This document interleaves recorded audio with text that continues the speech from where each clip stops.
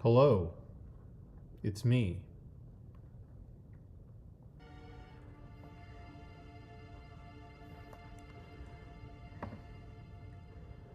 Do do do do.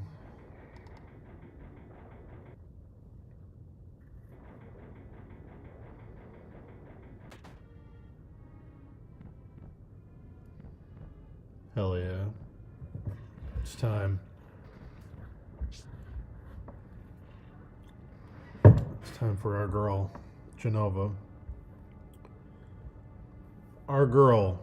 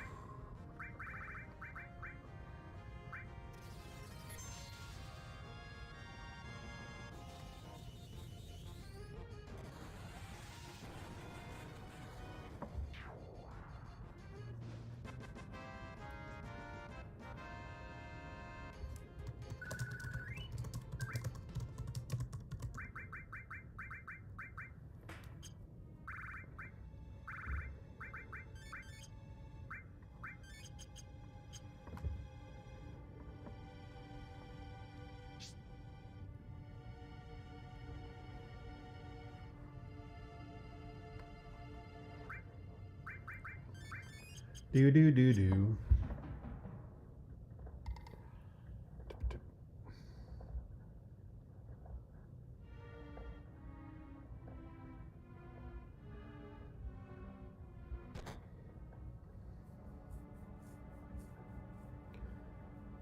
It's time for Genova.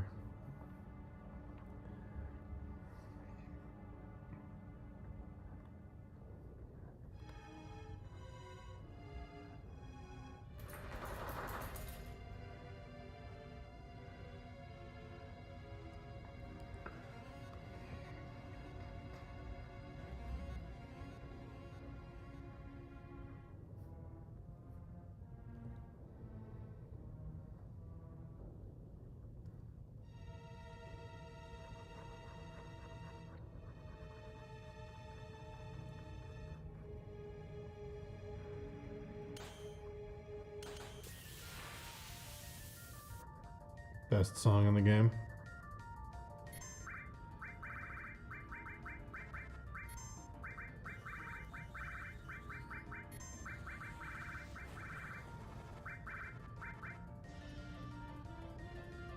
I like how in the OG she has like this weird hand. It's like trying to be a hand, but it's like a wing.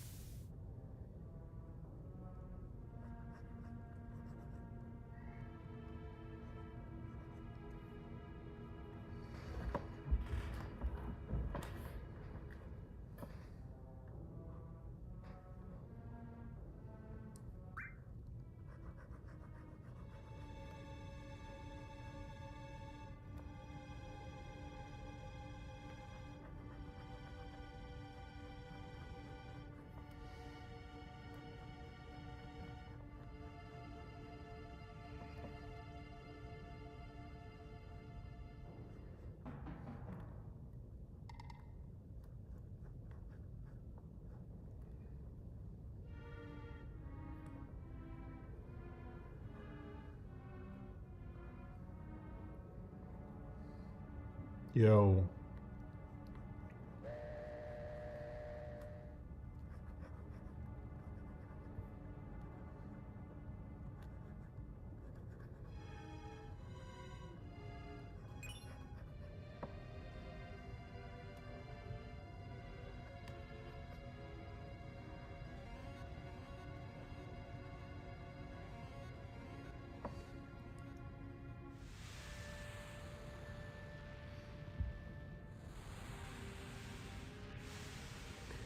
I'm at the stage where I'm ping-ponging between liking this piece and absolutely hating this piece. Everybody knows. Everybody knows. Everybody's been there.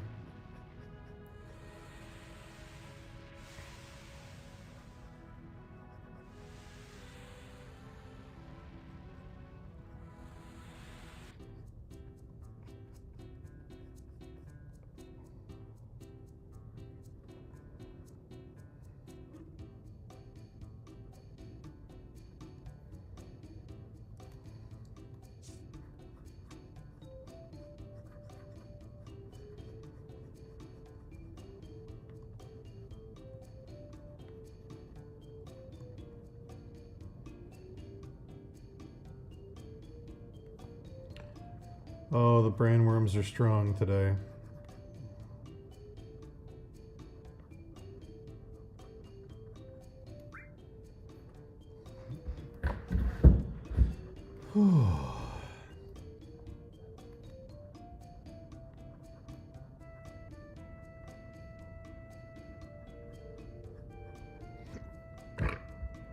Boo-doo-doo-doo.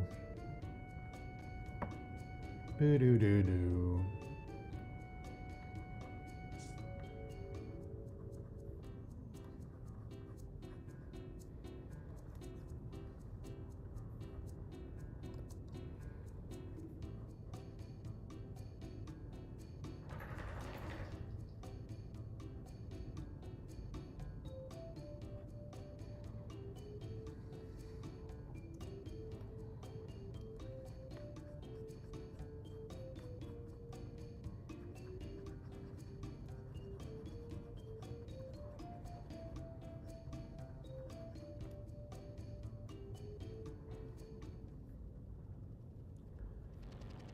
The viral Biscoff yogurt Japanese cheesecake hack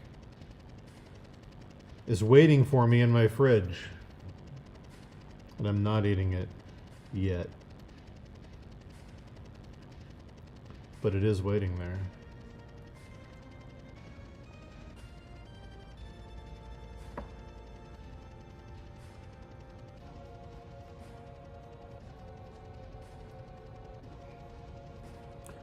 I don't know why it's called Japanese cheesecake.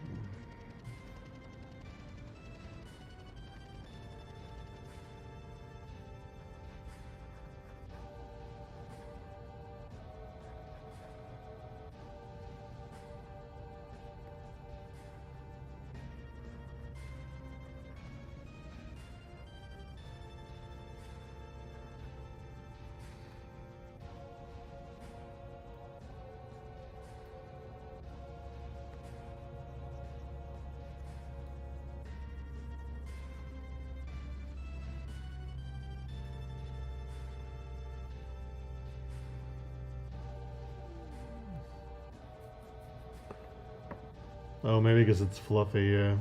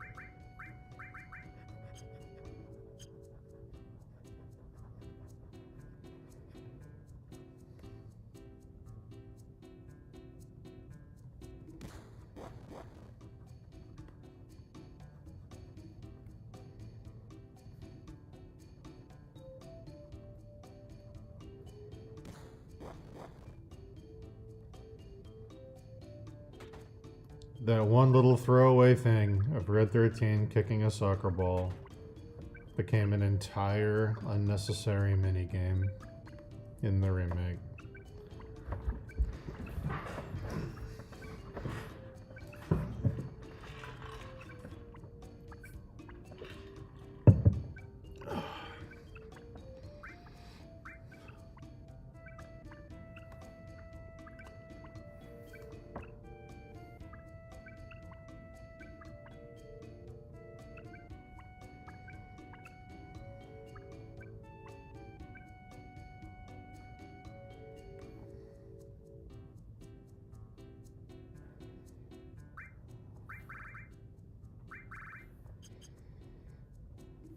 There might not be a stream next Monday because I think we're gonna get like 14 inches of snow.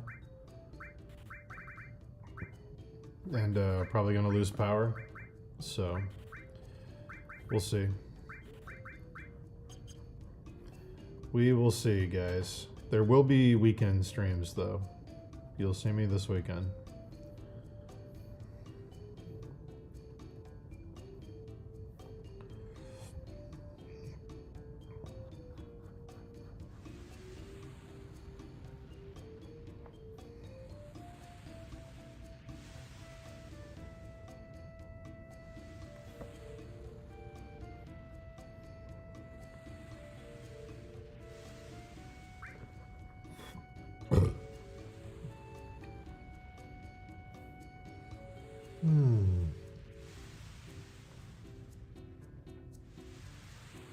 Will do. Will do, buddy. Buddy.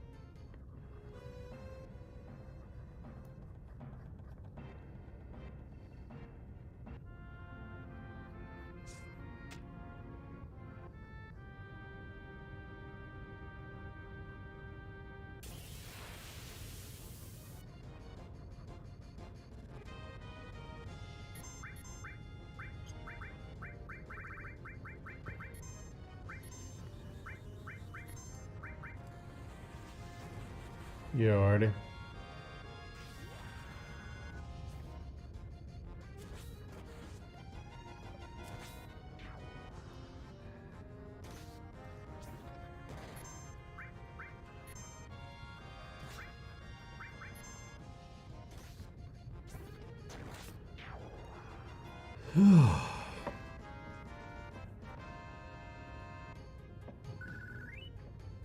My eyes are tearing up.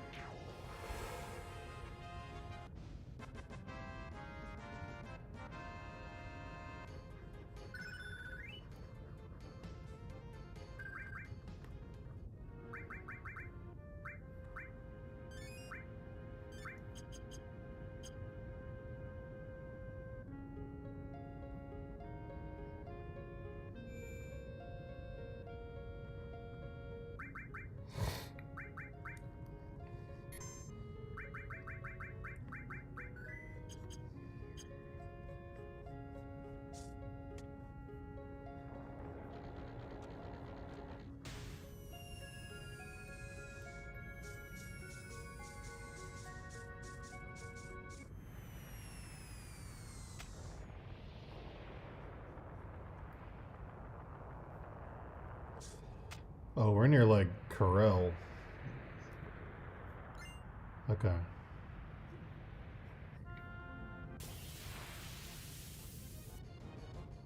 They got through the mountain real quick.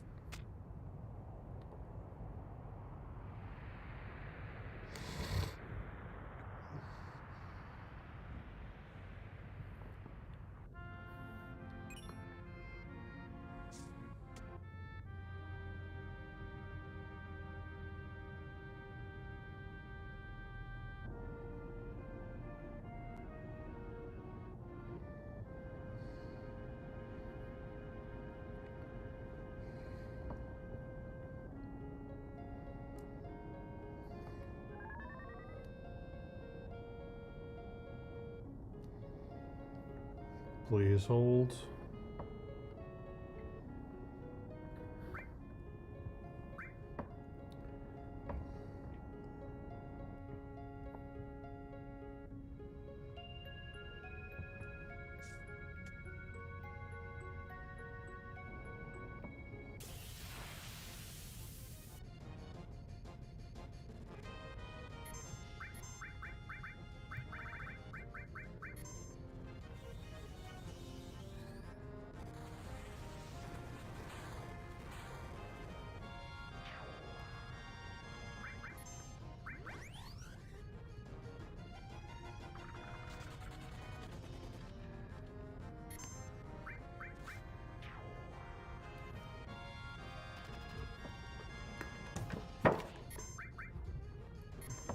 Ugh.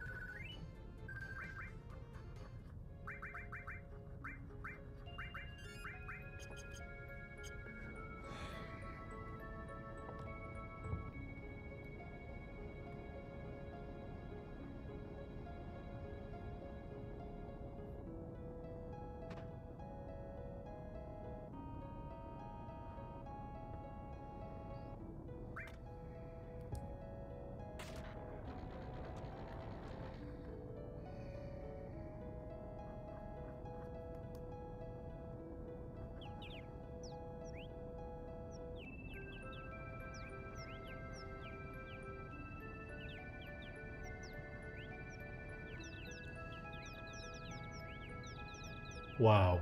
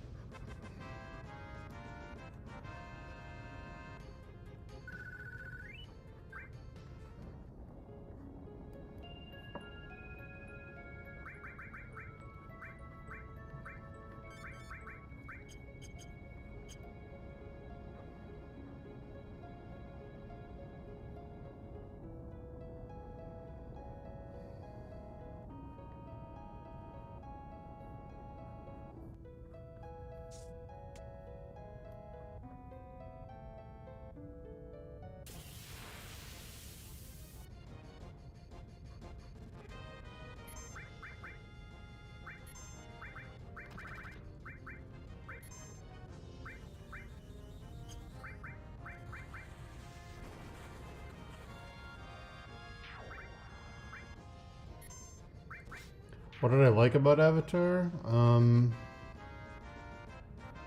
I like the characters, I like the world building, I like when it dips into the weird mysticism stuff it doesn't really explain, like when they go into like the spirit world, or when they meet the giant turtle god thing, or the guy who can, the weird demon that can change its face.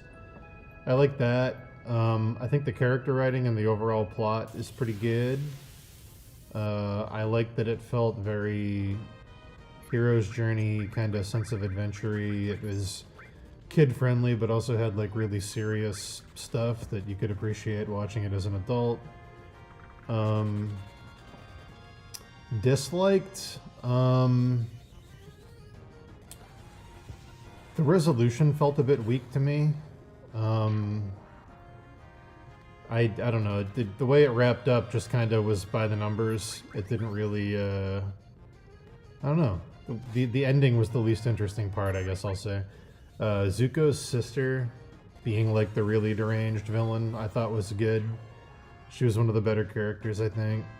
I think she was honestly a stronger character than her father, the Emperor guy. What else?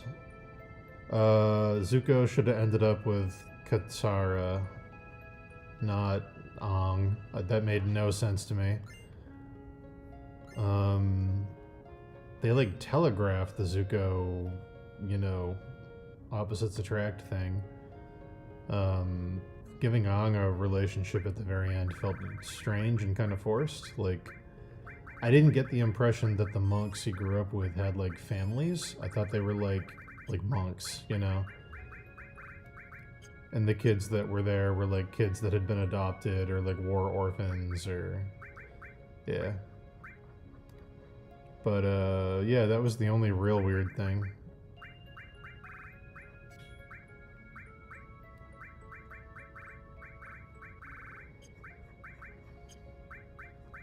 My favorite character in the whole show is, the uncle. Zuko's uncle. In the animated and the live action, it's my favorite character. Having him be like, I don't know, his whole arc with the backstory about his dead son and how it kind of calmed him down and made him mature. I thought all that was really good, had a lot of depth.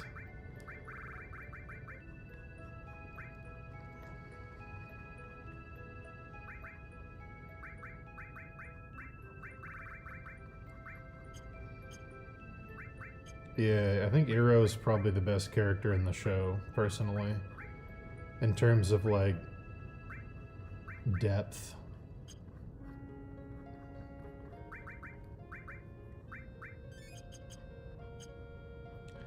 The episode where the voice actor for Iroh died, and they did a whole episode of him, like, going to the grave of his son, and just, like, dedicated it to the voice actor guy, that was a really heartbreaking episode. It's crazy how emotional they made it. I was very shocked. I was like, man, this is pretty impressive for a fucking, you know, kids' cartoon show.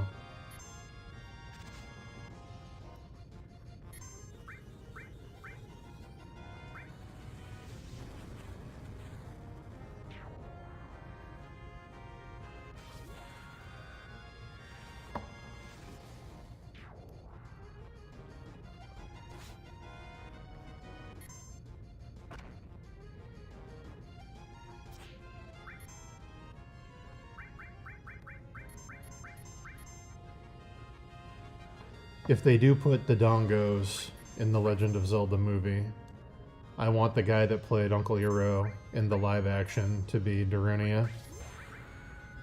I think he'd be a fucking awesome Dodongo.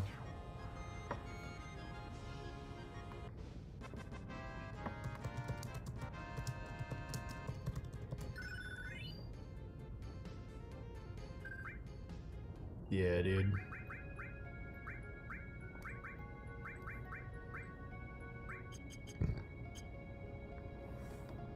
I stand by it.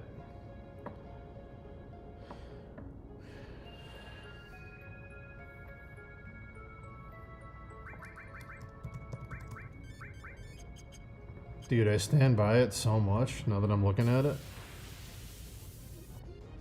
That was absolutely like... I'm all for it.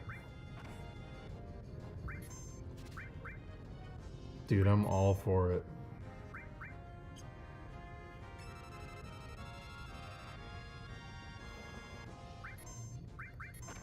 $100%. I want this guy to be Darunia. Hell yeah.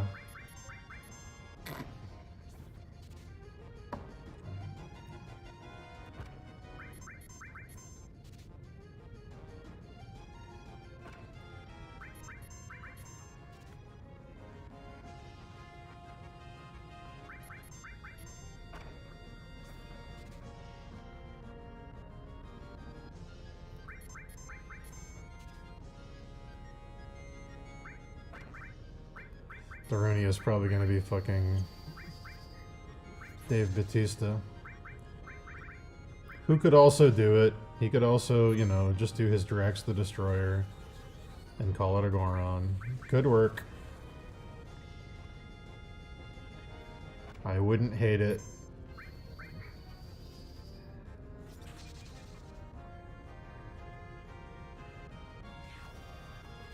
I'm assuming Dave Bautista is going to be Ganondorf. They haven't released who's playing Ganondorf yet, but the movie doesn't have like a star yet, and I know that Nintendo is really into Marvel. That's why they wanted, you know, Chris Pratt to be Mario. Nintendo really wants to pull from that Marvel crowd. So I'm assuming the big draw for the Zelda movie is going to be the guy playing Ganondorf. And I'm assuming it's going to probably be Dave Bautista. Jack Black as Darunia could be... I could see it. But not if he does the Jack Black voice. If Darunia's even in it. They might not even put Gorons in it to save money. But, I'm assuming Dave Bautista is going to be Ganondorf.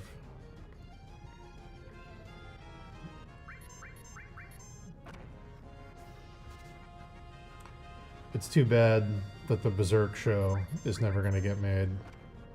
Dave Bautista would be a very good Zod the Immortal.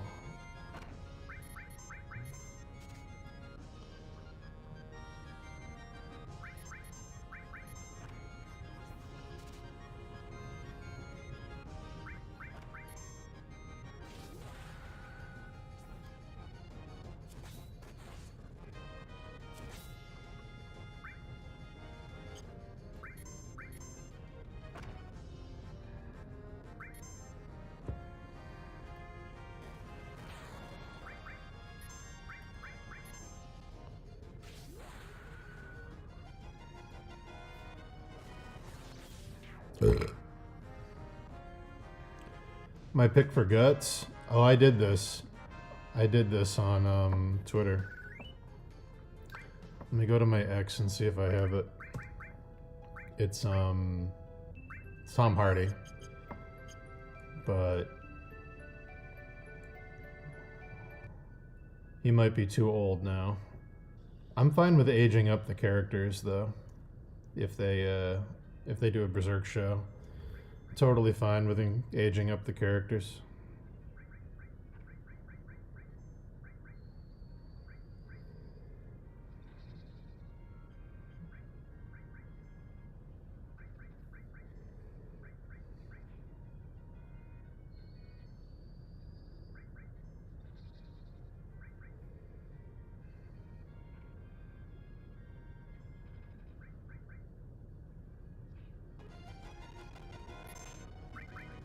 I'm not gonna find it, am I?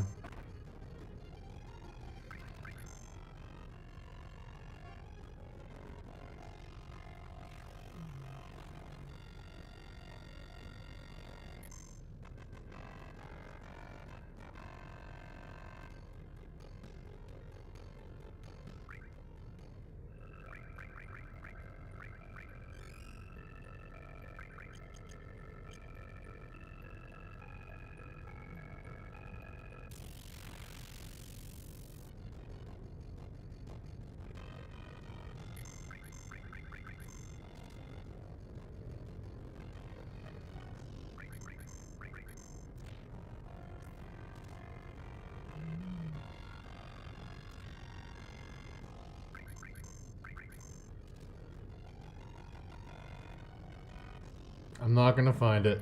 It's okay, I give up. Mad Max, Fury Road, Tom Hardy. I think could have done a good Guts, but he's probably too old. Henry Cavill's also probably too old. I think he could do it. I think he could absolutely do it, but...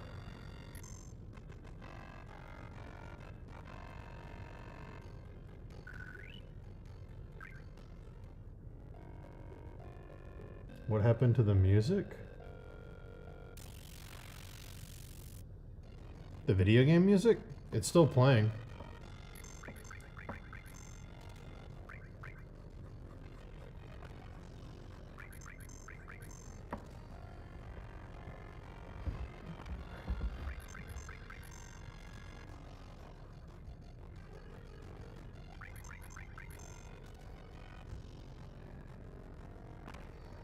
We all know Timothée Chalamet would be Griffith. There's nothing we can do to avoid it.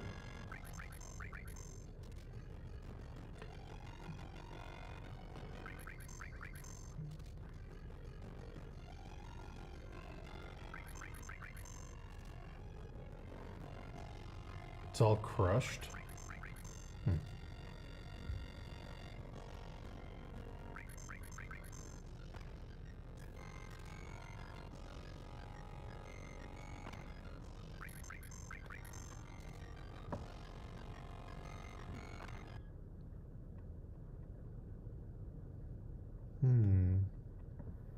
Let me restart the capture.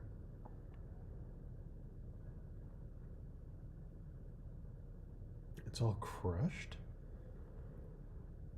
Huh. I don't know.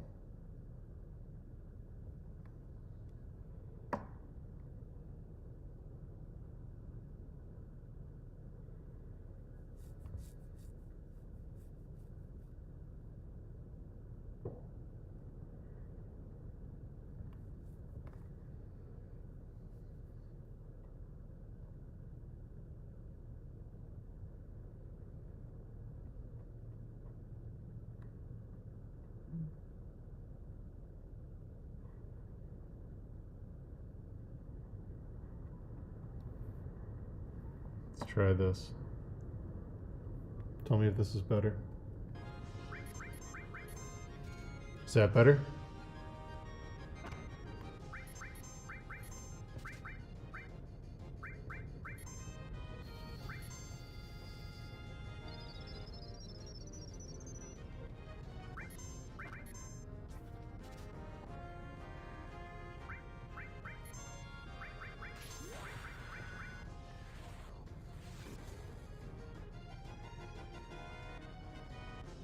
Cool. Cool.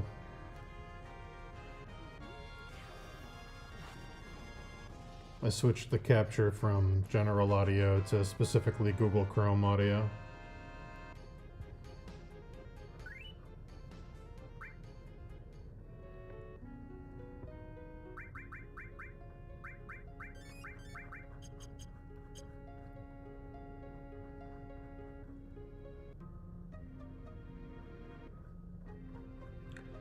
Tom Holland as Guts. No, I'm just kidding.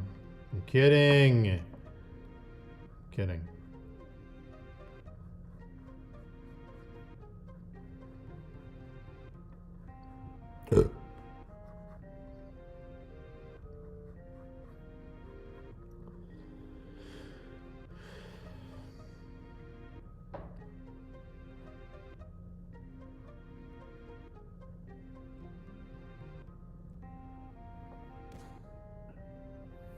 Oh. It's the sunlight lighting up my helmet. Excellent.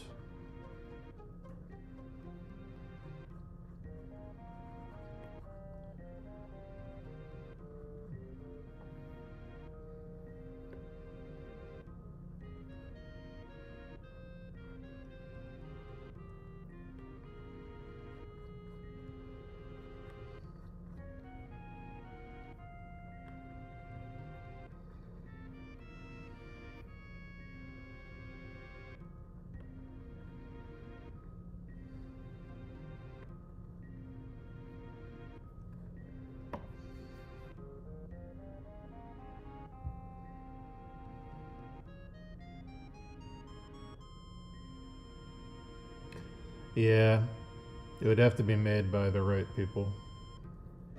And it probably won't be.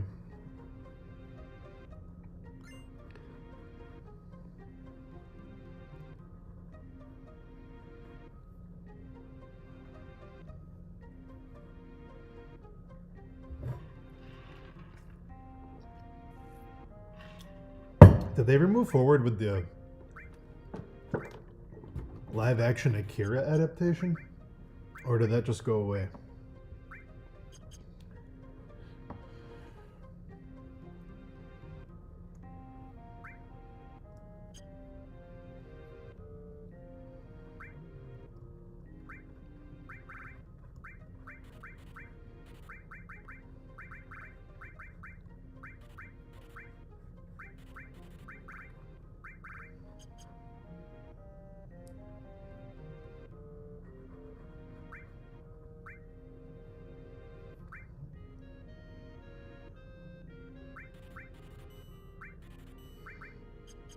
Yeah. Del Toro would probably respect the source material too, because he doesn't think comics are like pulp trash.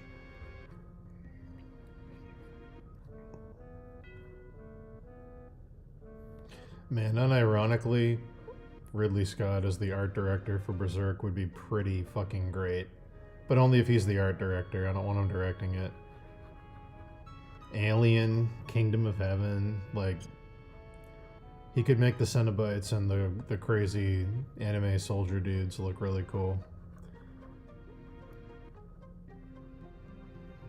But boy oh boy has he lost his touch for directing.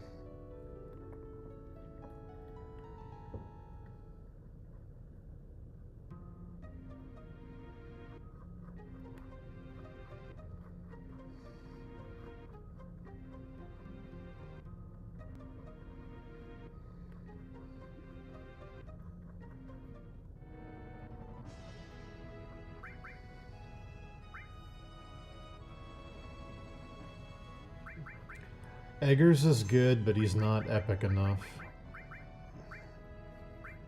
I don't think Eggers could pull off the sweeping battle scenes. Great director, though.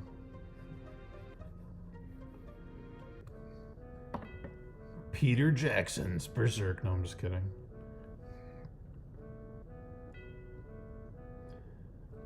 I think the weirdest thing about seeing the Lord of the Rings movies in theaters this last week was before each one, there's a little like 5-minute video from Peter Jackson talking about the movie you're about to watch.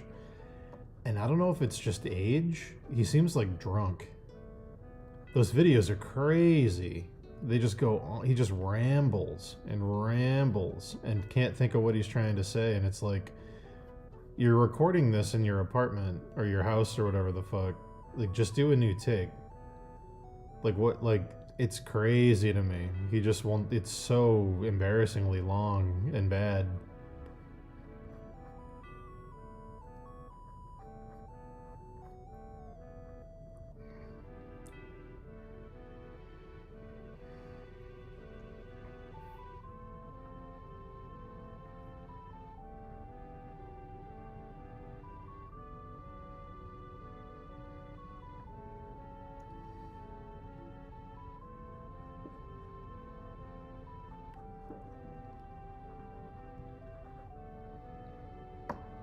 It's one of the few parts of the remake they did really well, was Barrett and Dine.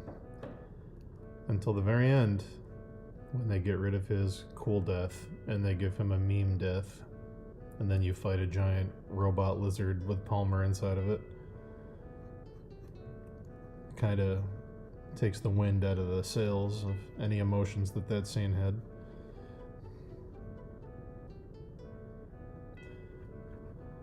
But all the actual scenes between him and Dine, really well done. Guy who played Dine did a really good job.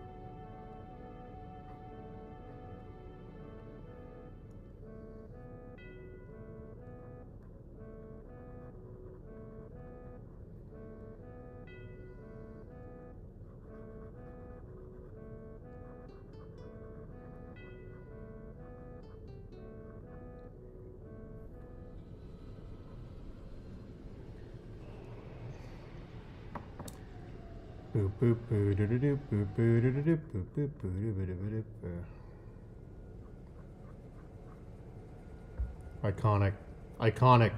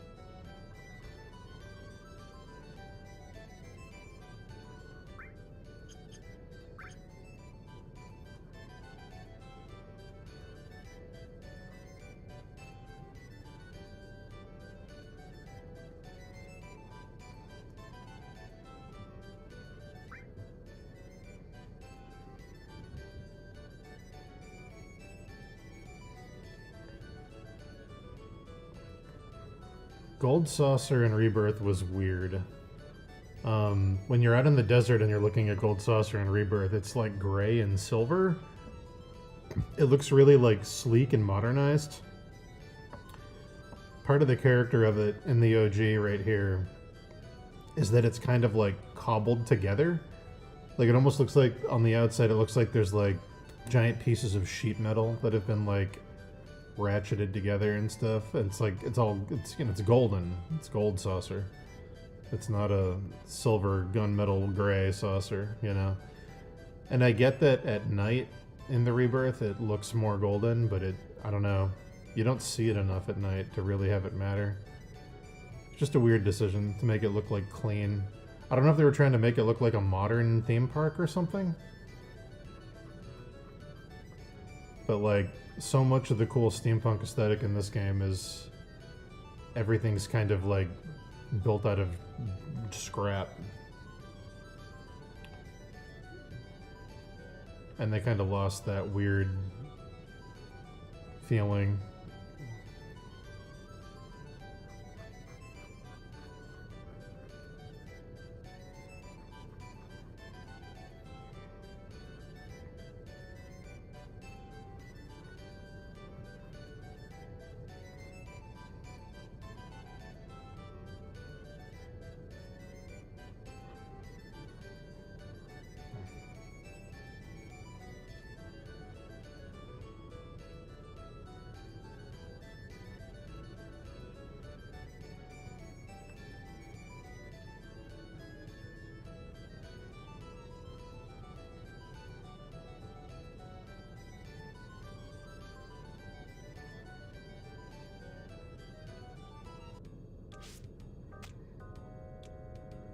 Kate Seth time.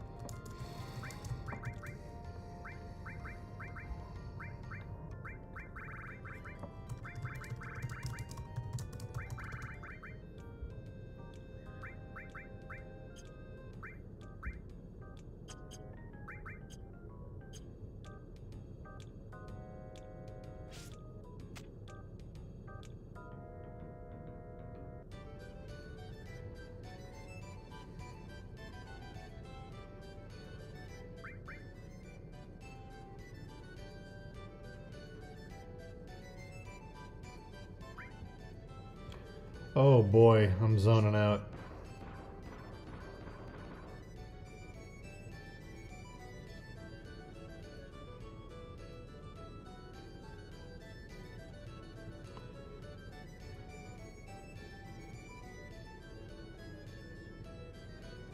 Alright. Let's do some boring little mandibles.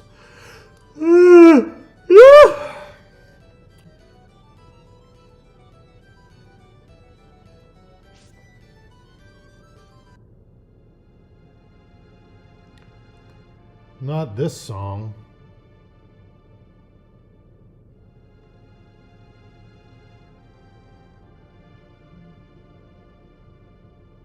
Anything but this song.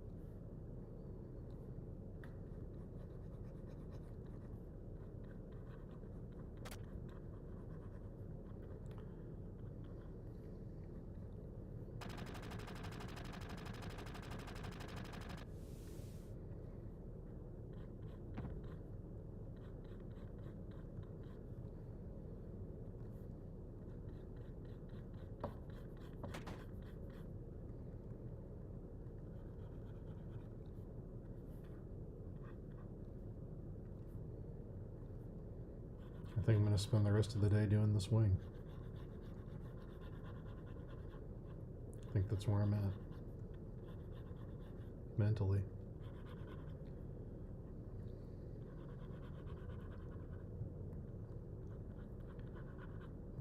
Alright, taking my first break of the stream. Gotta get up, stretch my legs.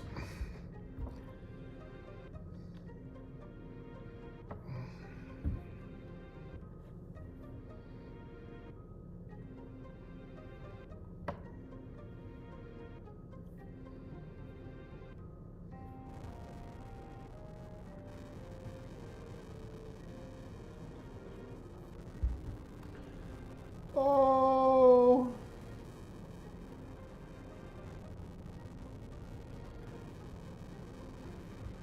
Be right back.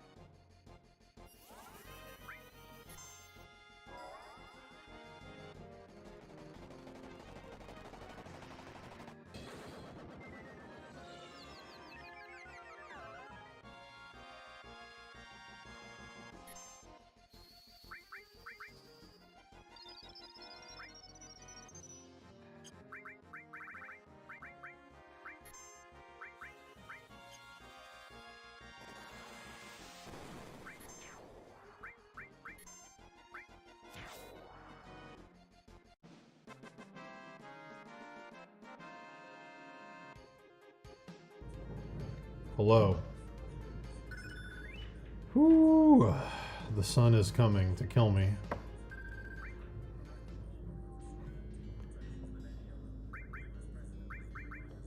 What a terrible night to have a curse.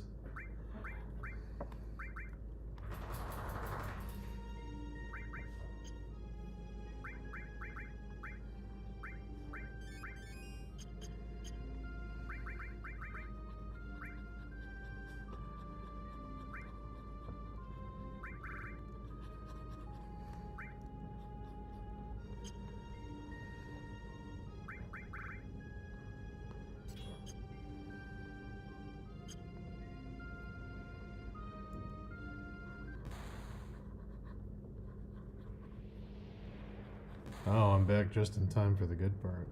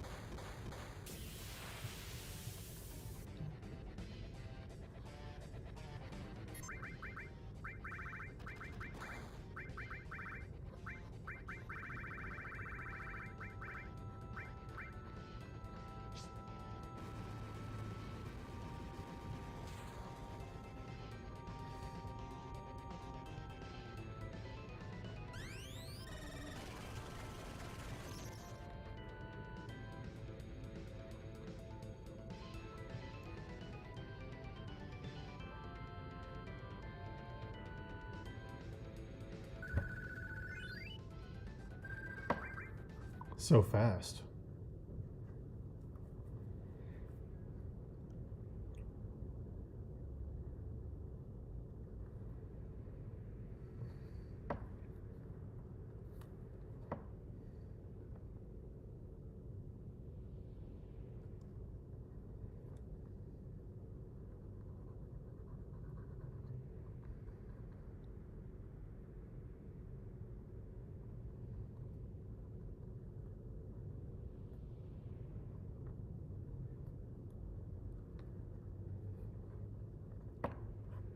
It's one of those moments they should have left quiet. With him just jumping off a cliff. And not adding the fucking Crisis Core ending where 100 Shinra soldiers shoot machine guns at him. And then you fight a giant mech.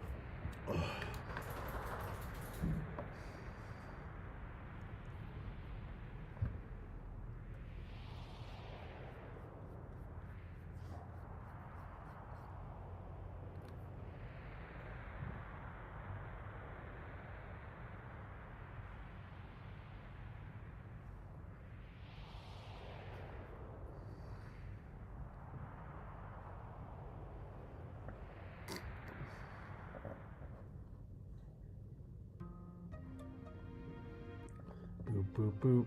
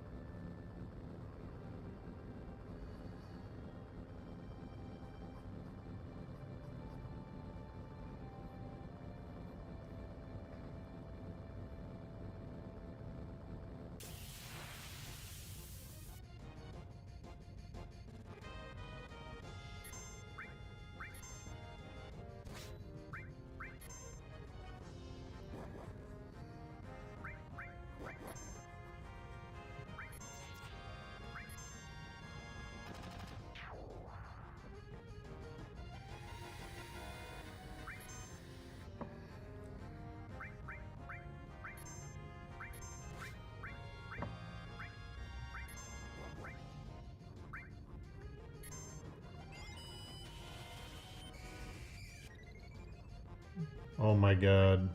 They learned Big Guard. The game's broken.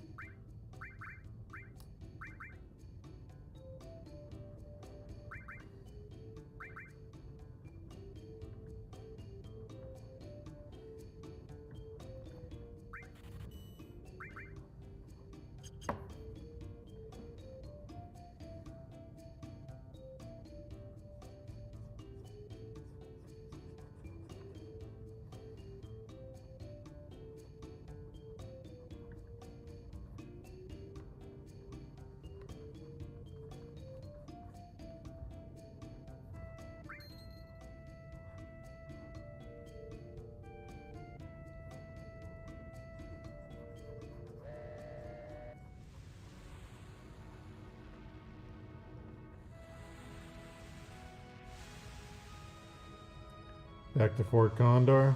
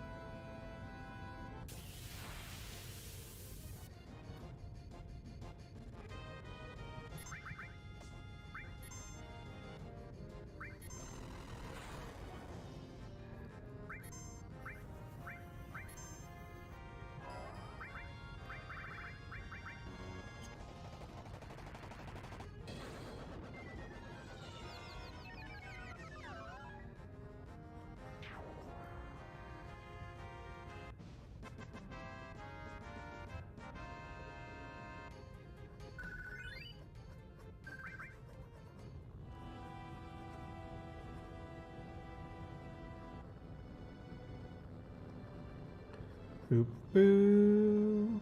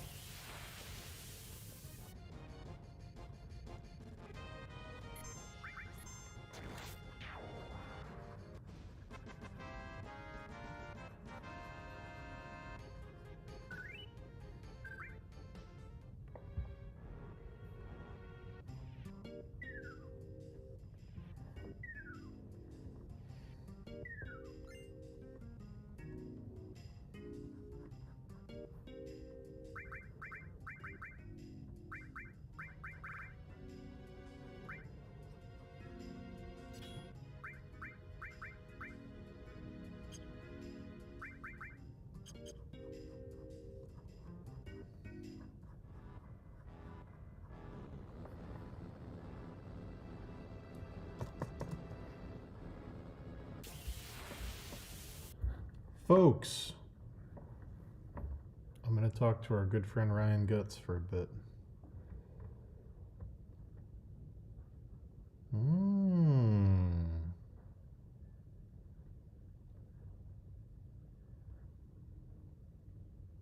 Hello?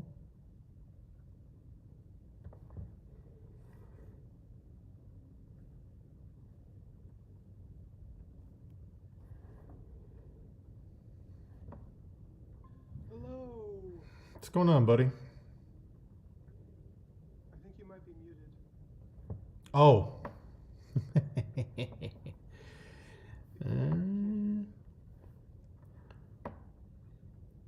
Hello. Oh, there you are. Okay, I thought maybe you were muted. How you doing, man? Good, man. How are you? How's things? Good. I'm gonna just I'm gonna just start the stream. Nice, dude. How am I? I have.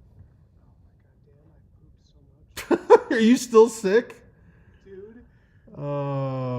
Save it for the stream. Save it. This is radio gold. Oh boy. It's pretty incredible. If anyone understands, it's me. So No. I'll commiserate with you. You're the guy I need to talk to about this. Yep, been through it. When was the last time you had like just incredible food poisoning? Like the kind that really that changes your life? It was last year. I'm trying to remember what did it. I think it was a place I went to eat in Boston, but the most recent one was when I upped my dose of GLP-1 shots from like 5 to 7.5. That fucking, it wasn't food poisoning, but it was the same symptoms. It just nuked my body. That was wild. That's like an Ozempic, like a shot that gives you the weight loss hormones. Right. Oh my God, did that the side effects of that shot, including what you're going through now, on top of a bunch of other things, that was crazy. So I dropped my dosage back down because it was just like, it was unlivable. it was just shockingly bad. Was it like you couldn't keep food down? I couldn't like get food like it felt like food was just lodged in my throat all the time, and when I tried to go to bed I would like throw up in my sleep, and like everything just made me shit like crazy, and it was just, oh my god, it was a fucking nightmare, dude. So sorry. That's terrible. That was crazy. So back on a normal dosage, but yeah, for a Yeah. while, for a month there, it was pretty rough. Yeah, that sounds. Damn, dude. That's because like I mean, this is good. This is giving me a fresh perspective on my current condition. Sure. Perhaps I've just been spoiled by having, because I am highly regular typically. Sure. I'm like I poop little gold bricks with my initials on them. And now it's been, I think when I initially texted you about it, when we were on our trip, we were in Massachusetts after the gallery. Hmm. That was, what day was that? Sunday? I think so. Yeah, Sunday, Monday. Yeah, it's just been me pooping since then. Like, Damn, dude, it must have really like fucked with your gut bacteria. Like it sounds like you've got some long haul symptoms from that. yeah, and I don't know if it's food poisoning or a stomach bug. Like, At this point, I don't think it's food poisoning. If it's more than 24 hours, it's not usually food poisoning. that's fair. Yeah. I did one time. One time I had really bad food poisoning when I was in my 20s, and I remember it actually took it took like 2 weeks before I could eat normal food again because there was literally like E. coli or something. I remember like shaking and throwing up and like for days. But this is more just like it's just awful. It's just like, yeah. So I'm assuming it's a stomach bug because it's not. I'm not vomiting or anything. I just it's just all. I don't want to. I don't want to shock the audience No, I too much understand, because man. they click on a drawing stream and it's just this guy talking about how his asshole keeps exploding. That's how I made my millions. No, I'm just kidding.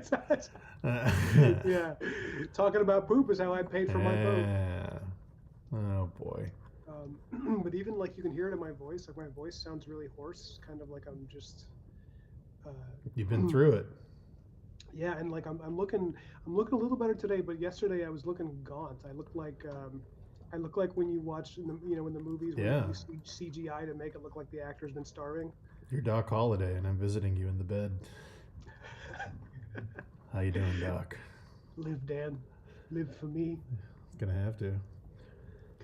Yeah, and then you're gonna give me that. What is that thing he gives him in bed? He gives him like a little certificate that says "My friend." It says "My friend Doc Holliday." Yeah, that always made me laugh. I'm like, where did you get that made in 1865, dude? Like, what do we Yeah. did? Whatever fucking year that was. Yeah, it's wider going on Fiverr to find an I know. illustrated report.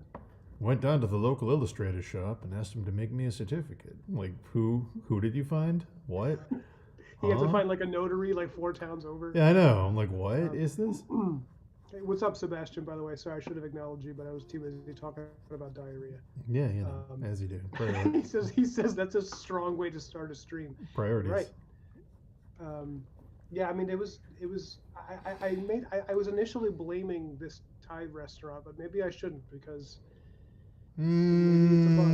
Yeah. I've gotten food poisoning from Thai restaurants before too, and there's usually one of two things that does it. It's either a food you're not used to, in which case it's not really food poisoning, it's just your gut bacteria having a revolution, or it's sometimes it's the veggies. Sometimes it's the veggies. Sometimes they prep veggies and let them sit out a little too long. Cuisine that uses a lot of fresh vegetables, like Thai food, some Indian food. Not so much Chinese, Japanese, but ones that are some Mexican food too, that use a lot of fresh vegetables. When they prep them and let them sit, sometimes they develop bacteria. Like if there's a lot of like green onion, stuff like that, stuff that's very, very delicate that they make in advance. That's a number one culprit. Well, I did have a lot of vegetables with my dish, as one does when having Asian cuisine. Yeah. It's very vegetable heavy. Yeah. That's usually what it is. It's not. But do you think that would have caused this though? I think you have a stomach bug now. I don't think it's just food poisoning. If it's been this long, this has been almost, it's been like 5 days. Like it's definitely food poisoning flushes your system. It's like a stomach sneeze essentially. Yeah. But yeah, this sounds like sounds like your body is dealing with something more severe. Yeah. But, Well, I'm going to leave you a couple of things in my will. all right, buddy. Great. Excited to see Some what I of get. Some of it's going to shock you. I'm sure it will. It's gonna be like Nicolas Cage in 8mm, where he goes into that room. Yeah. Did I even know him? Did I even know? Who is this guy I've been talking to? Yeah. He wasn't how, capable of this. how are you, man? I'm How are you? okay. It's been a weird one. I don't usually shy away from talking about personal stuff. That's kind of my thing on streams, but I'm onboarding a fairly strong antidepressant this week, and I'm right at the 1 week mark. And for most people, it takes about 2 to regulate. So it's Mm, like, think of it like a mountain. The first week is climbing it, then you're at the summit. Then the second week you kind of come back down the mountain and you level out. I'm yeah. right at the peak, and it's crazy. It's crazy to have a bunch of feelings and to be like those aren't real. You just gotta ignore them and just like get through your day. Just feel like, well, that's the drug making you feel this way. You just have to kind of Yeah. like look away from the monster in the closet and be like, no, it's not real. I'm just Yeah. gonna hang You're like out. you're like in the third act of the Babadook. You're just like feeling it. Yeah. What I've been Um, doing is just working as much as I can to stay busy, and then when it gets to the point where I'm like exhausted, I've just been mainlining Deep Space Nine. Um, Dude, yeah. How good is Star Trek in a tough oh time, man? man, dude, Deep Space Nine, dude, such a good show, such a Yeah. good show. I'm so happy. Just coincidentally, when I started rewatching it last week or 2 weeks ago, whenever it was, Red Letter Media decided to put out their Deep Space Nine retrospectives. I was like, oh, that's great. That's great because I've always wanted. They talk about it before, but they've never done a formal thing with it. And Yeah, it's they always focused on next gen as their yeah, understandably, but I would love to hear them talk about Deep Space Nine. Deep Space Nine's my personal favorite. I haven't seen Voyager and I haven't seen Enterprise, but I've seen the rest of it. Yeah, I mean, it's I don't know. I think we talked about this. I would say that Deep Space Nine is probably technically a better show than Next Generation in terms of like everyone is a really good actor, and like the they don't have the same problem with the first 2 seasons being super awkward. Right. I still feel like Next Gen, it's just such a warm blanket that I still Oh yeah. probably my favorite. But Deep Space Nine, when I watch it, it feels almost like you're watching like a high quality like HBO drama to some Well, extent. yeah. It's very much like TNG is like it's a where are we going show, and Deep Space Nine is like a who are we show. It's like everything is about the characters struggling with identity and like ethical quandaries about themselves, not so much like TNG's like we found a thing and it presents an ethical quandary and what are we going to do to do the right thing. So that it grapples with that kind of thing, but it's always exterior. It's always we found this crazy new species or we found this planet that's in trouble, do we help it? We encountered this phenomenon, like do we, what do we do? Deep Space Nine is like, I used to be a terrorist and I killed a bunch of innocent people, and now I'm trying to be a good person and be a police officer. And like, do I deserve that? Or it's like, oh, I'm a guy who was sent here basically as a colonial project, and I found out that I'm actually, space Jesus. And like, what do I do about being the prophet? And like, how do I manage my existence inside this academy that's very non-religious, with the fact that I'm essentially talking to what these people think is a god, and these like all these really cool Mm, things, like Odo realizing I'm part of an evil race, and like, how does that define me, and what do I do with that, and Quark obviously great, my entire thing is greed and fucking people over, but starts to question that and grow a little. I think Kira and Cisco are probably the two. Kira's straight up a terrorist, and it's like, okay, in any other show, automatically that means you're the bad guy. But in hmm Deep Space Nine, it's very much like, no, we're gonna really dive into this, and it's great. I don't know. I think I talked about this with you before. I can't think of two characters in Star Trek I like more than Gul Dukat and Garrick. For some reason, those two characters are there's so many layers. It's crazy. Like every other character I can think of, even really good ones, like Picard's a great character, but there's not a lot of layers. He's just like, yeah, I'm a diplomat. I'm very ethical. I've got a little bit of history with this and that in my past, but like this is very much my thing. Garrick and Gul Dukat, it's like watching Dukat descend completely into madness and like understanding it. Like it doesn't feel like a cheap TV thing that he just becomes this insane sociopathic dude. You're like Yeah. you follow him on that journey and just figuring out over 7 seasons the depth of like Garrick and this existence inside this weird KGB esque non reality he's had to construct and like it's just great. It's such good character writing. But yeah. I think there's a reason for that. I think there's a reason that Next Gen doesn't do that and that Deep Space Nine does. I think Next Gen was at the like turning point of network TV Yeah. where because it's like Next Gen. I mean, even the first two seasons, which were the awkward ones, had some of the writers from the original show, Yeah. and you can see that there's like a very different focus in like old school classic kind of, for the lack of a better term, like Silver Age television, which is like Mm-hmm. the idea is almost like the Indiana Jones thing, where like your hero doesn't really change; he's constant, Yep. and you can see some of that in like Data is inquisitive, Geordi is kind, Picard is righteous, Riker is a flirt, he's ambitious, like, and everybody Mm-hmm. just kind of generally sticks to those things. There's no long-term changes for those characters, and that was quite normal up until you get to the late 90s, early 2000s, and then there's like a different expectation where it's like you Prestige actually, TV, yeah. you know, um, and I think that might be why.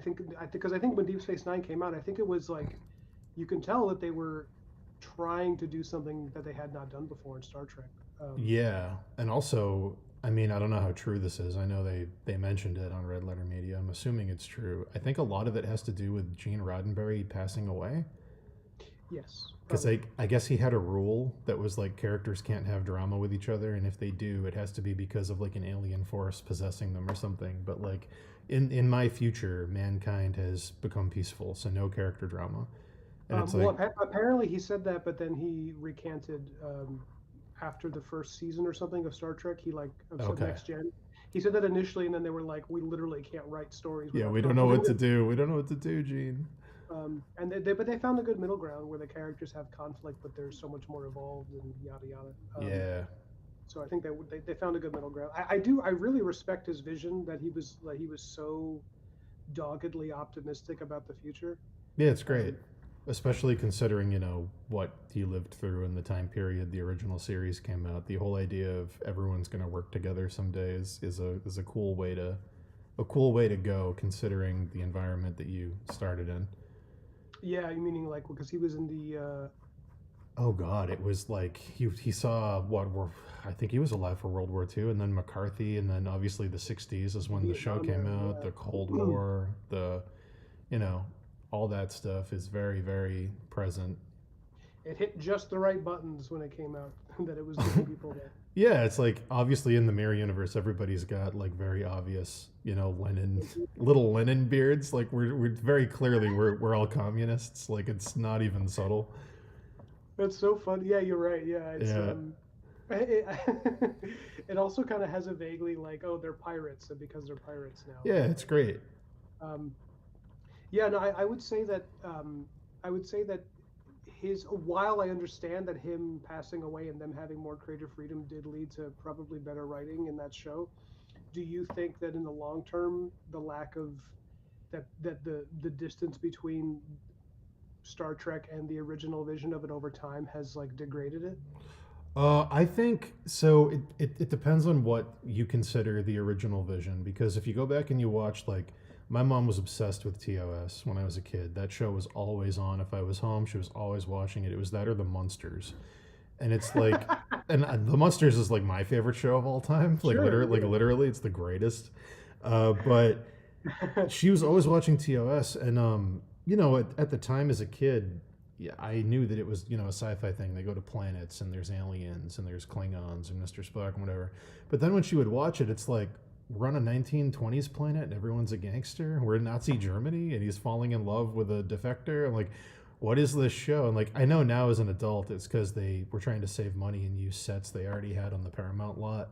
And Hmm. like, what can we do with these, Gatling guns and zoot suits and stuff we have hanging around? And but as a kid, I was like, this show's really silly. And like, I think so. There's two or three different modes you can go in for like what's the original vision.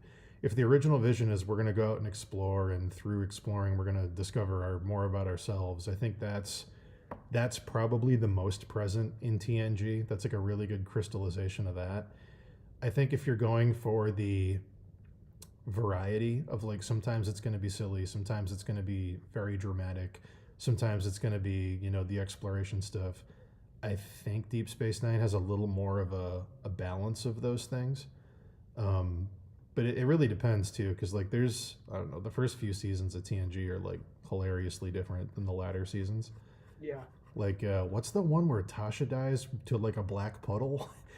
And he's just like, I'm evil. And she's like, but there must be good in you somewhere. And he's like, no. And he just kills Yeah. her. It's There called, isn't. I believe it's called The Skin of Evil. Skin of evil, yeah. Um, That's one of my and favorite episodes because it's but just do like, you know no. the premise of it? The premise of it, I remember it being kind of interesting, which I is that Let me guess. Was go ahead. it a race of aliens like filtered out all their negative emotions like a coffee filter, and he was essentially the coffee filter?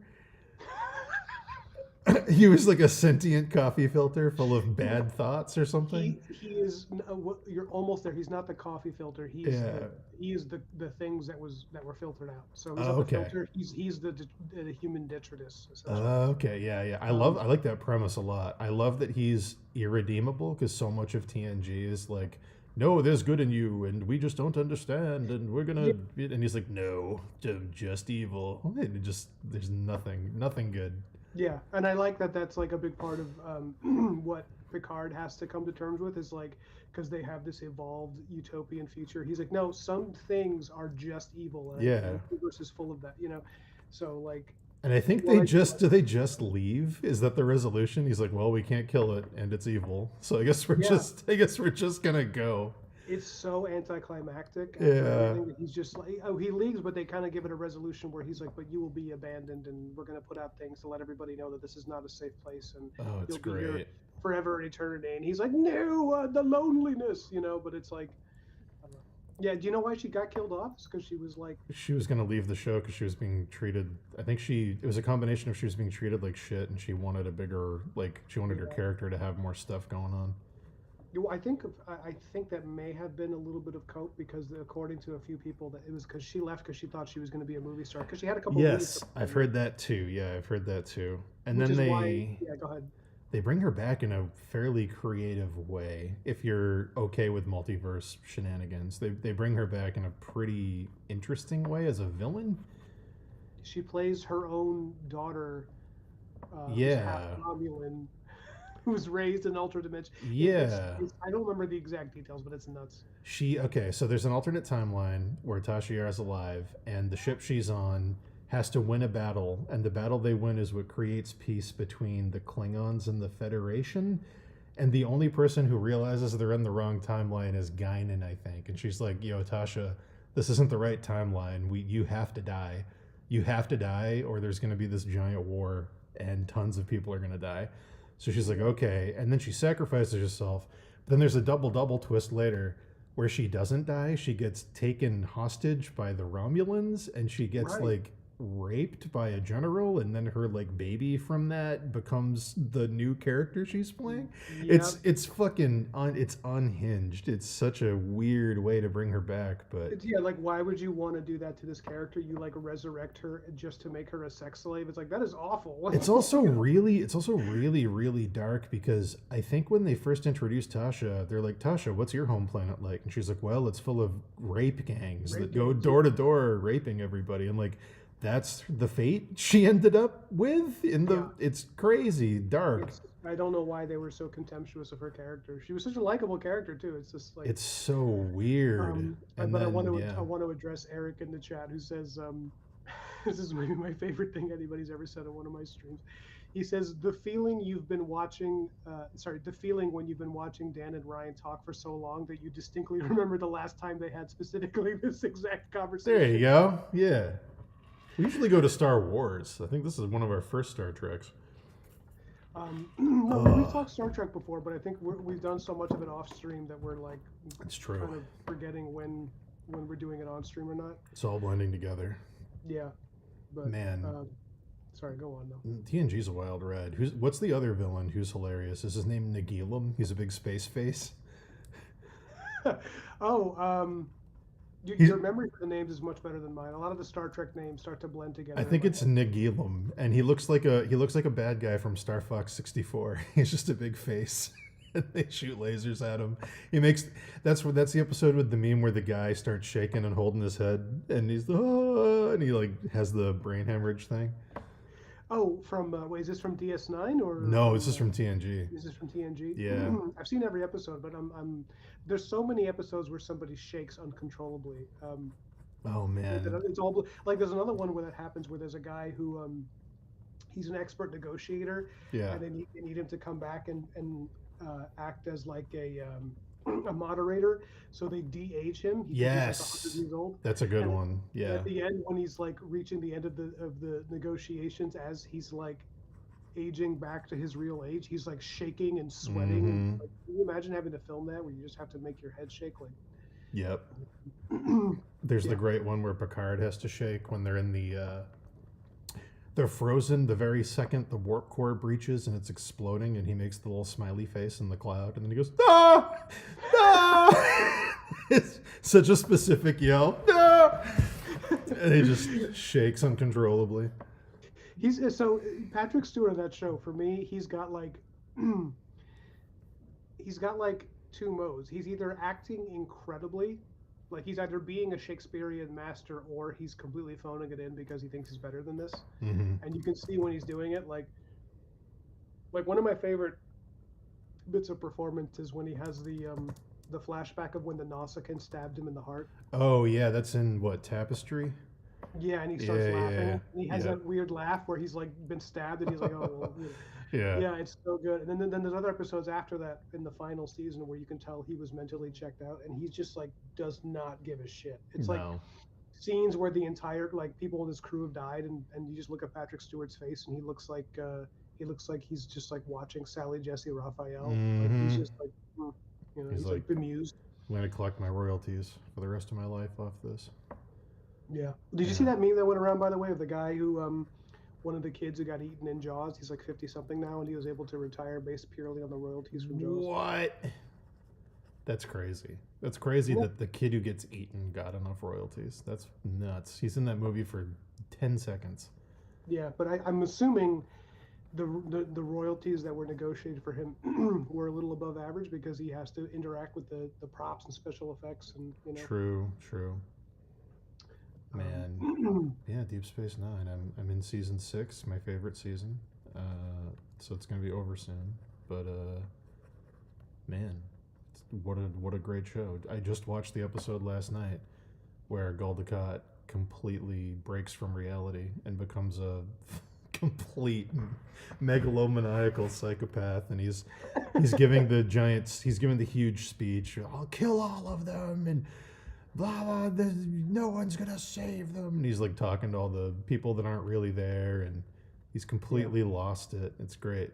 It's such a good character descending into complete madness, and you're like, yeah, that makes sense. Yeah. I also really like when Cisco has moments of being like morally gray to some extent. Oh, like when he wipes out the Maquis planet. Yeah, And and it's just my favorite is in the Pale Moonlight, with the thing with him and Garrick, where Garrick assassinates the dude, and Cisco's like, "You killed him," and he's like, "Yes, I did. That's why you came to me, isn't it? To do those things you couldn't do." And he just keeps punching him. You killed him. I don't know. yeah, I do like the idea that within the Federation there's like special ops kind of. Yeah, There's people you need to do wet work sometimes. it's great. I love man. There's this thing. I don't actually love this. I think it's funny, but There's this thing Avery Brooks, the guy that plays Cisco, does sometimes, and I don't know what it is. I don't know if it's something he picked up and when he was an actor on like stage plays. Occasionally, he'll give speeches like this with his deep voice and very commanding, and I am going to deliver this with breaths in between all my words for emphasis. And then in the next scene, he'll be talking to his son Jake, and he'll do this thing where it's almost like a Muppet voice, and he'll be like, "Hello, Jake. I'm, oh no, oh," and I'm like, "What? What is this? What do you like? These two voices are so opposite." Hello, oh, I'm making my father's jambalaya, and I'm like, what is this delivery? What are you doing? Yeah, and It's he's someone also who's like, I think it's like he's so charismatic as an actor that he's almost like trying to see what he can get away with. yeah, that Um, might be it. Because I legitimately, man, the different voices he does they feel like completely different characters.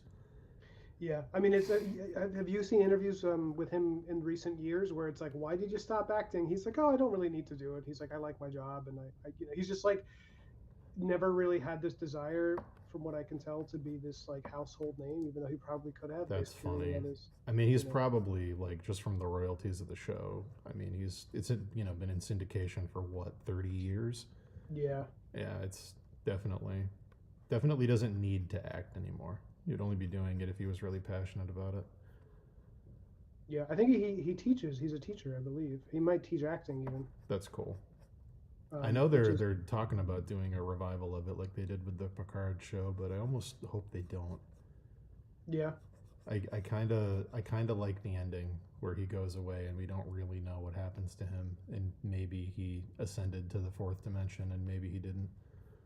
I don't think I've ever seen the ending actually. Really? Yeah, yeah. I don't think I've ever. I don't think I've watched all of Deep Space Nine. He I mean, do you care if I spoil it? You can tell me. He joins the prophets in the wormhole, and it's assumed that he's dead, but no one can confirm if he's dead or not because he now exists in the fourth dimension outside of linear time. And he says he'll come back for Jake someday, but nobody knows when that is because time doesn't mean anything to him anymore. I lost an uncle the same way. There you go. It's very poignant. It's relatable, yeah. Very, very poignant. What? So you appreciate that ending though? I like the ambiguity of it. I like the idea that he starts the show with like, religion's dumb. It's a thing that, we've evolved past as humans, but these Bajorans, they believe in these prophets. I like that slowly over the course of the show, things are happening to him and he's like, okay, well, something is clearly going on here, and like they might not be gods like uppercase G, but like they clearly exist outside of time and they have powers of foresight because they time doesn't really exist the same way. And he realizes that he's connected to them, or as the show goes on, and at the end of it, it's kind of this weird acceptance. Like there's not a lot of happy endings at the end of the show, and I like it a lot. Like Odo realizes that he will die if he doesn't go back to the Dominion, so he leaves. He goes back and he joins them. And Cisco realizes that his destiny is to be the emissary, and he goes into the black hole and abandons his kid and his family and does what he has to do. And it's there's a lot of weird, bittersweet endings, and I like that a lot. Yeah. Which is whereas Next Gen, as much as I do like that final episode, other than that, it doesn't really have an ending. It doesn't like Yeah, the characters don't end in a different place. Because again, I think the show. It's almost like parts of the show were designed for syndication. yeah. It wasn't designed for them to have arcs. It wasn't supposed to be one big story where the people evolve and change. So it's you can kind of put on any episode of TNG in any order, and it all kind of works. Aside from a couple like benchmark things, like we're introducing this new character who's now around. But yeah, I don't know. I like the end. I think the last shot of Deep Space Nine is Jake looking out the window at the wormhole, and he's just alone, which is like extra bad because they do that episode earlier in the series where Jake is an old man on Earth and he's recounting the story about how he lost his dad and he had to live his whole life without a father and how it fucked him up. And that's essentially what ends up happening to him in the actual canon ending, just in a different way. But it's, yeah, I don't know. I like it a lot. I like that all of the stories are resolved in a way that makes sense but aren't necessarily the happy endings. Hmm. That's pretty interesting. Honestly, that's not what I would have expected. Yeah, it's man, you should finish it sometime if you haven't. I'd like to. I'd love to hear your thoughts on it. I Well, think I'm gonna if I'm do that, I'm gonna probably start off from the beginning. yeah, it's worth it. It's not as rough in the early seasons as some of the other series. Well, Next Generation, I made the mistake of recommending it to a friend without telling them to like Oh maybe skip season yeah, 1 and 2. yeah. But then, so okay, so two of my friends, you met my friends at the wedding, Nick and Reed. Mm-hmm. Um, Reed is interested in Star Trek, so I was telling him this is like years ago. I was like, oh, yeah, dude, you should definitely watch it. He starts with Encounter at Farpoint, Yeah. right? And so my other friend Nick is like, why would you tell him to start an Encounter at Farpoint? Like what? He was talking to me like I was a doctor that almost killed Mm-hmm. somebody by giving them the wrong medication, Mm-hmm. and I was like, well, it's I think it's a great episode. He was like, it's not. It's a great concept, and in the long run, it's a good start to the show. But if you look at it for on its own merits, it's like a really sloppy, you know. And I was Yeah. like, I don't know if I agree. I think it's like a legitimately great. Um, I think the costumes are really cool, It's especially the way Q comes out. it's starting a video game with the final boss. Like the episode is literally, "Hi, I'm God. My name's Q. I can do anything." Yeah. Welcome to this new show. I don't know how you go up from here. Hello, I'm God, and they're like, "Oh, okay." And I like Encounter at Farpoint, but I think I like it more in retrospect, where it's like now that I know who Q is from future stuff, I can go back and have more fun with it. But it's also a Yeah, two-parter, isn't it? it is. It is. Yeah. It is a very long start to a show. Um, but you get some great introductions. You get the first time Data meets Riker. That's how we Mm, introduce him. it's a He's good in the. one. Go ahead. When he's still calling him Pinocchio. Yeah, yeah, it's like super disrespectful. Yeah, But it's yeah, like when they're in the holodeck and Q just jumps down from the tree or whatever, and he's like, hmm hello. it's great. It's got one of my favorite scenes, which we have talked about on stream before, which is the mankind on trial in the World Yeah, War III tribunal with the weird bio soldiers and mutant people. yeah, It's great. it I is great. understand. I understand why you recommended it. I get it. I appreciate that. I appreciate that someone can understand why I did that I get because it. I've had to defend that decision for a while. I watched the whole show in order, and I don't regret doing it because you get to see how much better it gets. It's I guess it would be funny to start with the really good episodes and then go back and see like the pulp nonsense that the first two seasons are. But like, yeah, I don't know. I watched it in order and I was like, oh okay. It was fun watching them like kind of figure out on the page who the characters are in real time. Where it's like Yeah, there's pretty dramatic shifts, even with like Data, who's like you'd think would be one note. They like pretty dramatically change how they present him. He's like pretty annoying in the first season. He's like, a human thing. I was like, okay, dude, like, calm down. yeah, It's less yeah, and you can charming and more arrogant. yeah. He like literally will at some points blatantly express his superiority. Yeah, it's great. Um, It's and funny seeing them realize in real time, like, oh, that was a bad idea. Let's just yeah, change. it doesn't work for his character. Also because it gets way too close to Spock, and I think a lot of Yes. that is because you had the old school writers kind of doing the same thing as the original show. Mm-hmm. That Spock, because then they were like, oh no, this is a way more interesting direction. Is that the main difference between Data and Spock is that Spock has a bit of contempt for human traits, and Data wants to be more human, and that's where they're Yes. different. It's like, um, There's that great line in the episode. What is it? It's the one where Spock has to sneak onto Romulus to try and negotiate peace. It's mhm, the one they wrote when Gene Roddenberry died. I think it's called like Reunion or something. But one of my favorite episodes. It's amazing. I think Data says to Spock, because Spock's like, I finally did the Kolinar or whatever it's called, and he's like, I've gotten rid of all my emotions and I'm finally free. And Data's like, oh, it's ironic. Like the thing you've been trying your whole life to get rid of is the thing that I've spent my entire existence trying to attain. And it's like, oh, it's great. It's great. The writers just put that there in bold font. It wasn't subtle at all. Yeah, I like yeah, that. yeah. It's. I think if they had done it now, it would have been much more subtle. But I think at the time they were like, it's almost like they were not sure everybody would remember Yeah. because in network TV, it's like not everybody has the VHS tapes and to remember, so they're like trying to call back other episodes. But I love that episode a lot. It's Like great. I love that they resolve a storyline that starts in like the original show like 20 something, 30 years earlier. Yeah. It's so cool. I also like the weird relationship that they give Picard with Spock because Picard in one episode has to hold on to Sarek's emotions.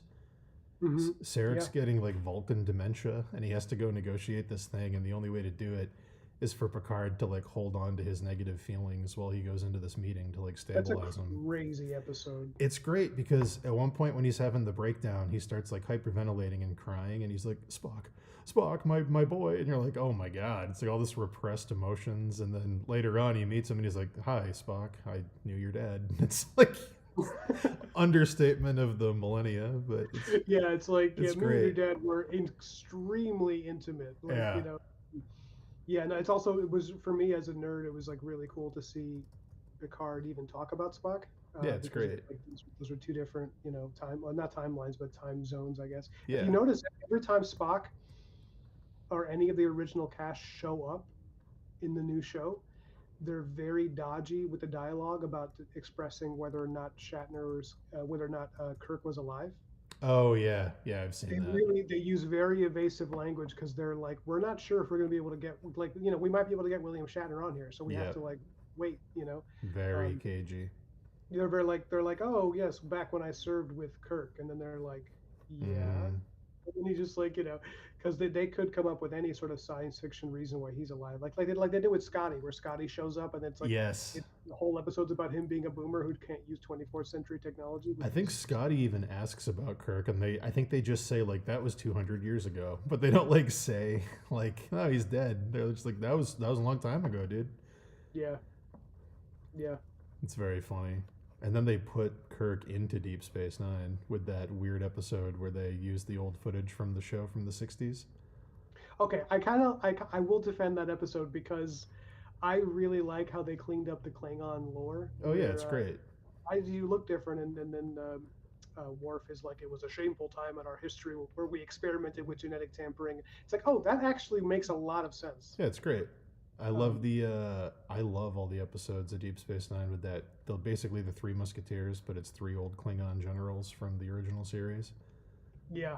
Koloth and Kang and whatever his name is, and they're like, we're gonna go on these Viking adventures in space, and three old Klingon men who just want to burn everything down. Basically, it's great. I'm getting amped just thinking about it. It's funny because as a kid, I mean, my mom loved TOS, and I would watch it when I was a kid, so I had nostalgia for that. But when I was like, like I don't know, 9, 10 through teenage years, I just assumed Star Trek. I mean, it probably was for my age at the time. I was like, this is the most boring shit on the planet. Like I can't watch like Star Trek's for. It's just the most boring show. It's just like space diplomacy. I don't know where that thought came from. I remember talking to Dave about it in high school and being like, yeah, Star Trek is just so like TNG and all that stuff. It's so fucking boring. Like I want Star Wars. I don't want this. And now as an adult, I'm like, man, like I don't know. I think I just didn't have the patience to sit down and like invest in like a really slow world building experience like that. Well, Dan, I'm going to share something with you. This is going to be like my single white female moment where I creep this Sure. up. I remember starting my career drawing and listening to you and Dave on some stream, but this is before I even knew who either of you were. You were Yeah. just these two random guys talking while somebody painted a knight. I was like, what is even going on? Yeah.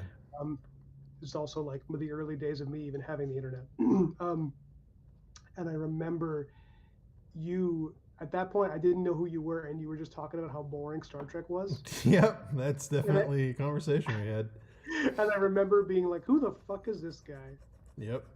I Little did I remember being know. like, I was like, I'm gonna keep listening because I find these guys pretty funny. But I was like, I don't know how. I was like, listen. You gotta appreciate it for what it is. I was like saying in my head, and then like here we are, 140 years later, and after you watch Deep Space Nine, It's only um, because of Mike Stacklasa at Red Letter Media because he did those Star Wars videos on why the prequels were so bad, and I was like, oh my god, somebody like took this thing I was feeling and put it into words that summarized it perfectly. So then I started watching all their stuff and I was like, man, I agree with like 90% of his movie takes. This is wild. And then he was like, yeah, my favorite thing ever is Star Trek and it's the greatest thing of all time. And I'm like, well, if he thinks that, and Hmm. he has taste that's that close to mine. I should probably give it a shot. And it's only because of Red Letter Media that I even started watching it, and I love I love it now. I love that Red Letter Media. I love that Mr. Plinkett was like the first time you heard the Beatles. That Yeah, it it's was like great. Did you see the thing? So they put out their Deep Space Nine video, the first one they ever did on Deep Space Nine last week, hmm and they end it by saying like everybody should go watch Deep Space Nine. Everyone should go watch it. We're gonna basically talk about all the seasons, and then the next day, Paramount Plus sent out an email saying we're upping our subscription fee. Oh And they even posted on their Patreon, Red Letter Media, they were like, comedy, it's all about timing. And it was a screenshot of that email. It's 100% their fault. It's great though.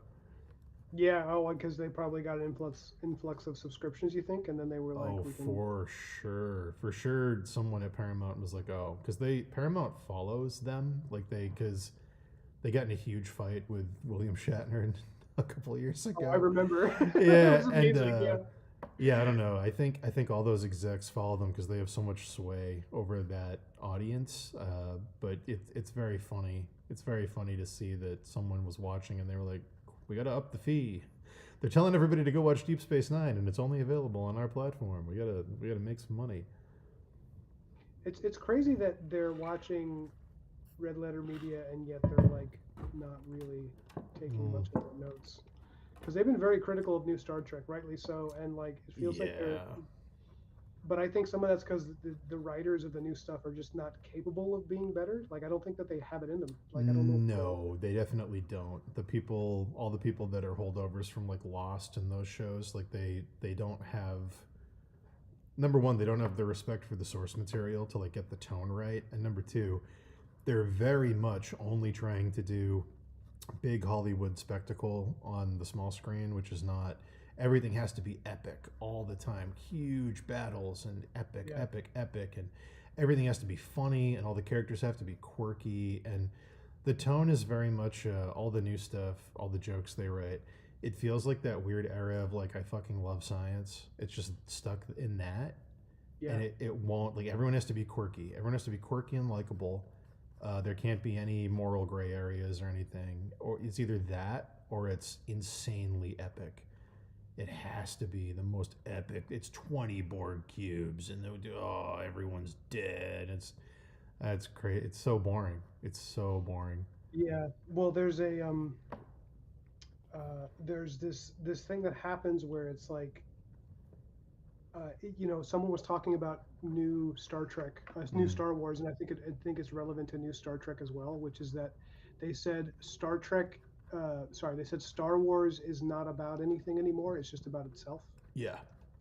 Like it's just about referencing itself. It's about like, oh, remember the last time we did this? Now we're going to do it bigger and more. That's kind of what new Star Trek is too. It's like Yeah. it's not about anything. It's not about philosophical quandaries or humanism or anything. It's just about Star Trek. It's about the last. It's Yes. like this is like the other Star Trek, but look at how much now we have more Borg. We have all. It's like it's not. More stuff. Yeah. Yeah, and that comes from a kind of I don't know. There's like a creative dead end, a creative bedrock we've hidden, where like I'm interested to see what happens with Star Wars in the next 5 years because Kathleen Kennedy is out and Dave Filoni is now in charge of the ship, which is a pretty massive change. Because Dave Filoni is a writer who has bent over backwards to make sense of all the stuff that doesn't make sense and put it in context. Like he's essentially, his entire career has been let's take these things that people don't super like and find a way to make people like them. Like people didn't like the prequels that much. Okay, I'm gonna make Clone Wars show and I'm gonna make Ahsoka and I'm gonna make all this stuff and really flesh it out and get people to like it. Oh, people didn't like the sequel trilogy. Okay, I'm gonna make the Mandalorian and I'm gonna start to invest in the space between the two stories and try to make sense out of why Palpatine's back and Baby Yoda and like I'm interested to see what he does with it now that he has the last say because I think if that Mandalorian and Grogu movie bombs, they're gonna probably push him aside pretty quick. I think a lot's riding on that for him personally, but Yeah. I don't know. I hope he gets a decent chance. I hope they give him at least a couple tries to really start a new thing. Because what do you, man? It's just I don't know. It's such a huge IP that has just been stuck in the wrong gear for so long, and he's very clearly someone who likes it a lot. Well, I have some some controversial hot takes on this. Sure, on I Filoni. expect, yes, I expect they will be controversial among the five people watching. Sure. Um, I don't think much is going to change at all, Okay. and I don't personally think. I don't know if I think Filoni's overrated or if he's just completely lost the plot because there's been projects where he's been in charge completely and I haven't liked those things much more than Kathleen Kennedy stuff. Sure. And people have said like, well, he is working with a power structure in which he is not absolute, but it's like I don't know. I don't trust him to like the way that I don't know I don't know what people expect to improve other than I mean I agree he's better with continuity and pacing and Mm-hmm. like maybe has a better sense of like what the audience might want to see as far as spectacle. Whereas Kathleen Kennedy literally doesn't even give a shit about science fiction. So like when she's watching, like I don't think she understands why people like Star Wars. Like Yeah, I don't I think would she ever agree with understood that. it. Yeah. I don't know if I believe she understands why people like movies. Like honestly, I don't think she gets. I don't think she's interested in art at all. Yeah, Whereas it's Filoni, weird because yeah, she's like she's worked on crazy IPs in earlier in her career, but it does feel like she's kind of just I don't know. She's just kind of like at the top of a weird pyramid now, where like the creative juice is basically spent. I think she's always been corporate. I think that's Yeah, always been what she is, and I think she was probably easy enough to work with in the beginning of her career that she kind of got into this position. But I don't think she's got that juice. Like I think yeah, people yeah. like you know what I mean. Like because I know like what's his name who did Iron Man? He directed it. Oh, John Favreau. Favreau. Yeah, Like I know that he's not perfect, but he's got the juice. He's got like this element to his work. You can tell he's really into it at the very least. And even if he makes something bad, I get the sense that he genuinely was enjoying what he was doing. and he did the first season or two of Mandalorian, didn't he? Wasn't that Yeah, Favreau? Yeah, yeah. yeah, it was. Yeah, he's a solid director. Um, and not, he's not a bad writer either. He understands, to some extent, even though I haven't loved everything he's done, but like Sure. I would have preferred for him to be in charge, honestly. Yeah, I don't think he would have taken it, but yeah, At this point, yeah, I don't. I think it's the Dave Filoni obviously would want that because Star Wars is like his whole identity. But John yes, Favreau, like he's all over the map. He's he's bigger John. than he's bigger than one IP. But yeah, I don't know. I mean, I'm hoping it improves, but like if Filoni's goal is to just like retcon the continuity and fix it, to like clean up the mess and like, Mm, duct tape things together so that it's somewhat coherent. I think that's still a losing battle because no matter what, that still gets us from the destruction of the second Death Star to what is essentially the rise of the First Order, which is like the most disappointing. yeah, it's you know, pretty rough. it's pretty brutal. Like no matter how you slice it, basically everything they did in the first movie the first trilogy was meaningless because everything was the same. And it's like if I were them, I know they'll never do this, but they should. I just strip the continuity completely Oh, and I then start agree. again. I agree. I think they should just ignore the new trilogy and just write a new one. Yep. But yeah, I don't And know. it's hard because Harrison Ford's not coming back, and Princess Leia has passed on. So like, what do they do? And it's like if I were them, Um, I would base it like 60 or 70 years after the original trilogy, Yeah, and just like start with whole new characters and let the legacy characters be this like pleasant memory of the world that they want. be nice. Um, and maybe have Luke Skywalker in it as an old Jedi who's lived to be like 200 years old, I and have a that's how you have Mark Hamill and nobody else, right? So go on. I have a funny feeling they're either going to go way before and do Old Republic stuff, or they're going to do concurrent and go, here's a story about something that was happening during the original trilogy over here, and it's Well, yeah. yeah, Well, they that's my already did guess. some old Republic stuff, right? With the Acolyte, the greatest TV show ever made. Yeah, I never watched it. I had no interest based Have you on seen some of the famous clips? I have, and I said, "Ooh, I'm not gonna watch this. This looks like a Yeah, it's very Yeah, rare. I usually revel in watching terrible shit. I I usually know. love it, but I had no interest. I was like, this feels like a job. This feels like I'm gonna have to sit down and clock in Yeah. to The watch only this. reason to watch that is if you're one of those channels on YouTube that just spends like you make all your money shitting all over Disney, which is like Yeah, for I anyone else, I watched don't know why you would do it.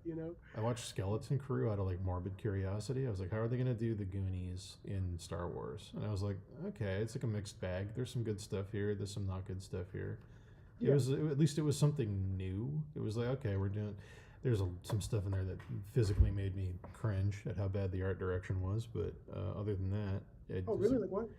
dude. They gave them bicycles, like space bike, just to have the Stephen King shot of the kids on bikes. They gave them like everything on that planet they were on, where it was like actual American suburbs, and it looked like a place I could find in like California. And the kids are riding like regular bikes with like little Star Wars engines on them. I was like, this looks.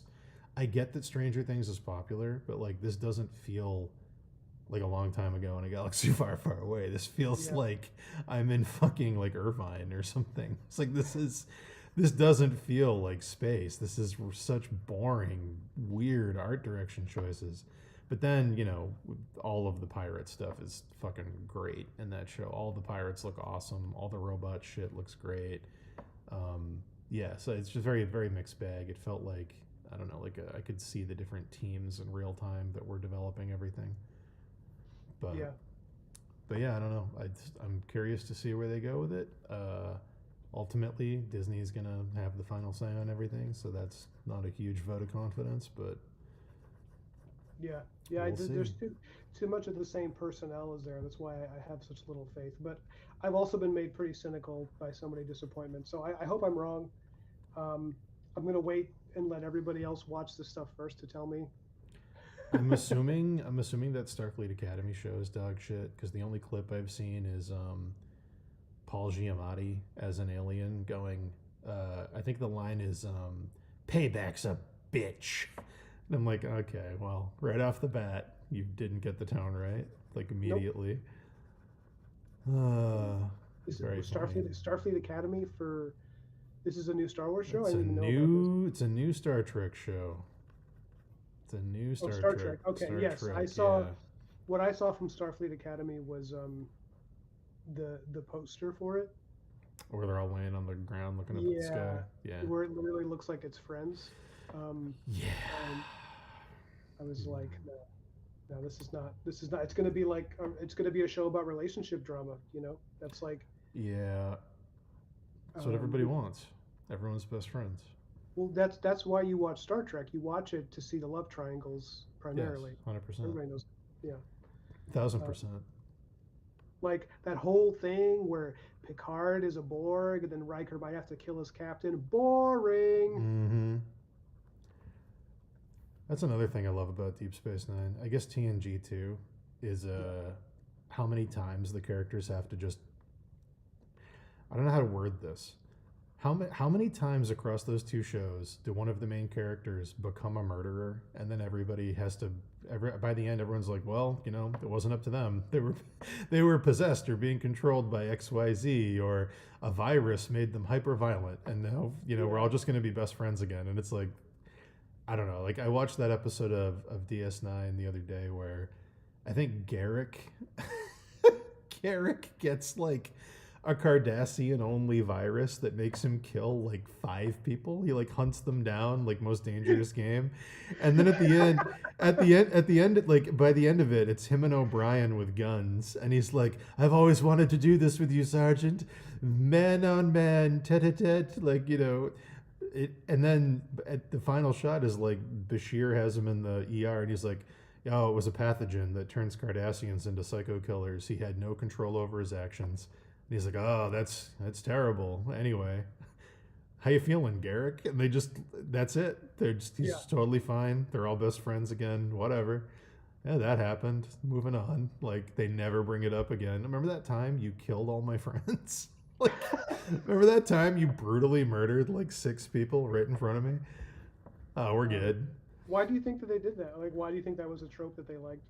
I don't know. DS9 actually begins with that. It opens with Picard? Picard as the Borg, Yeah, and then Cisco comes in and he's like, "I wasn't in control. I was a Borg." It's like, well, and then they do that like 12 times across the yeah. series. It's like, oh, I wasn't in control. It's like, oh, well, you still killed my wife. Yeah, you killed Very my much wife, so. which I do like. That's one of the reasons I like that show so much is he doesn't forgive Picard. He's like, "You killed my wife, dude." And he's like, "I'll take this post cuz Starfleet's telling me to, but I don't like you and I'm never going to like you." And they never there's no resolution to that.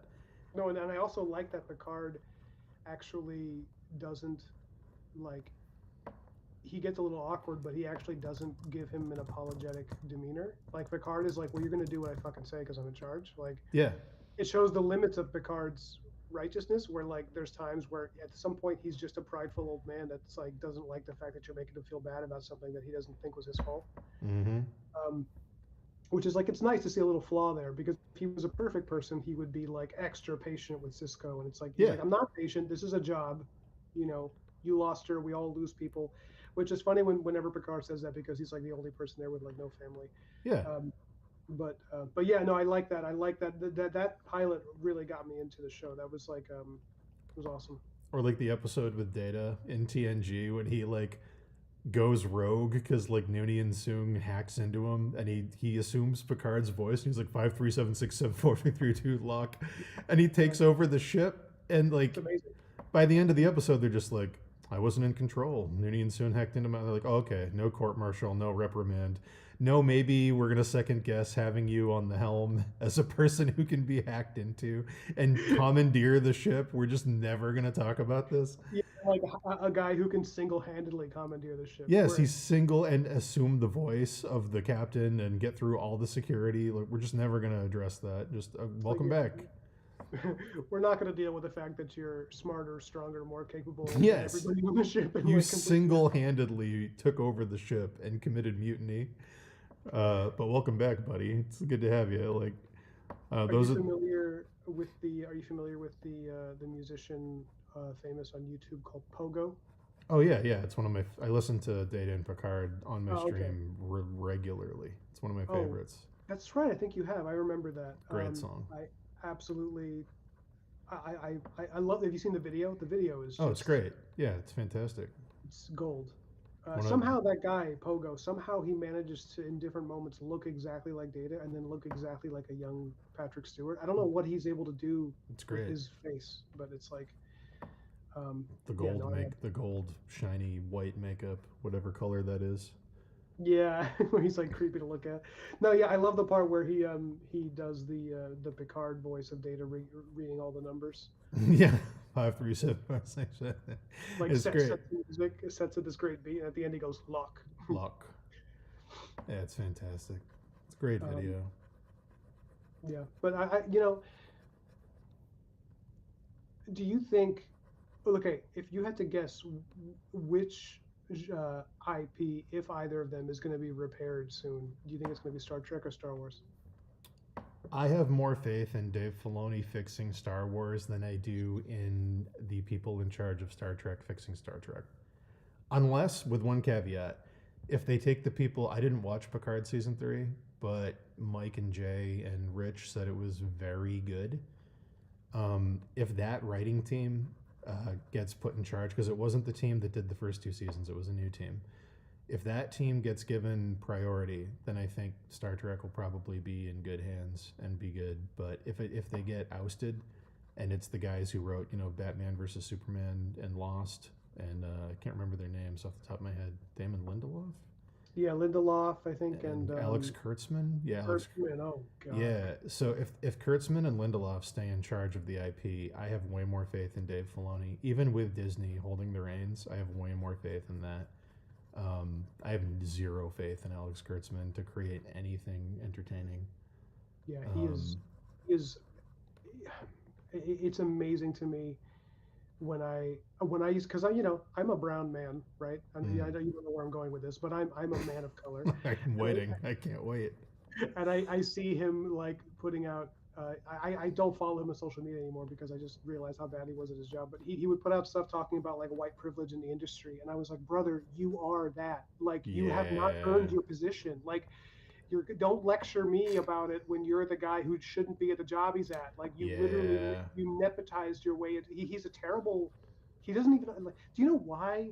Oh my God, so many things I talked about on Red Letter Media. Like I'm sure you saw this where there's all these like weird robot suits in Star Trek simply because Alex Kurtzman really likes Iron Man. And it's like, Yeah. oh my.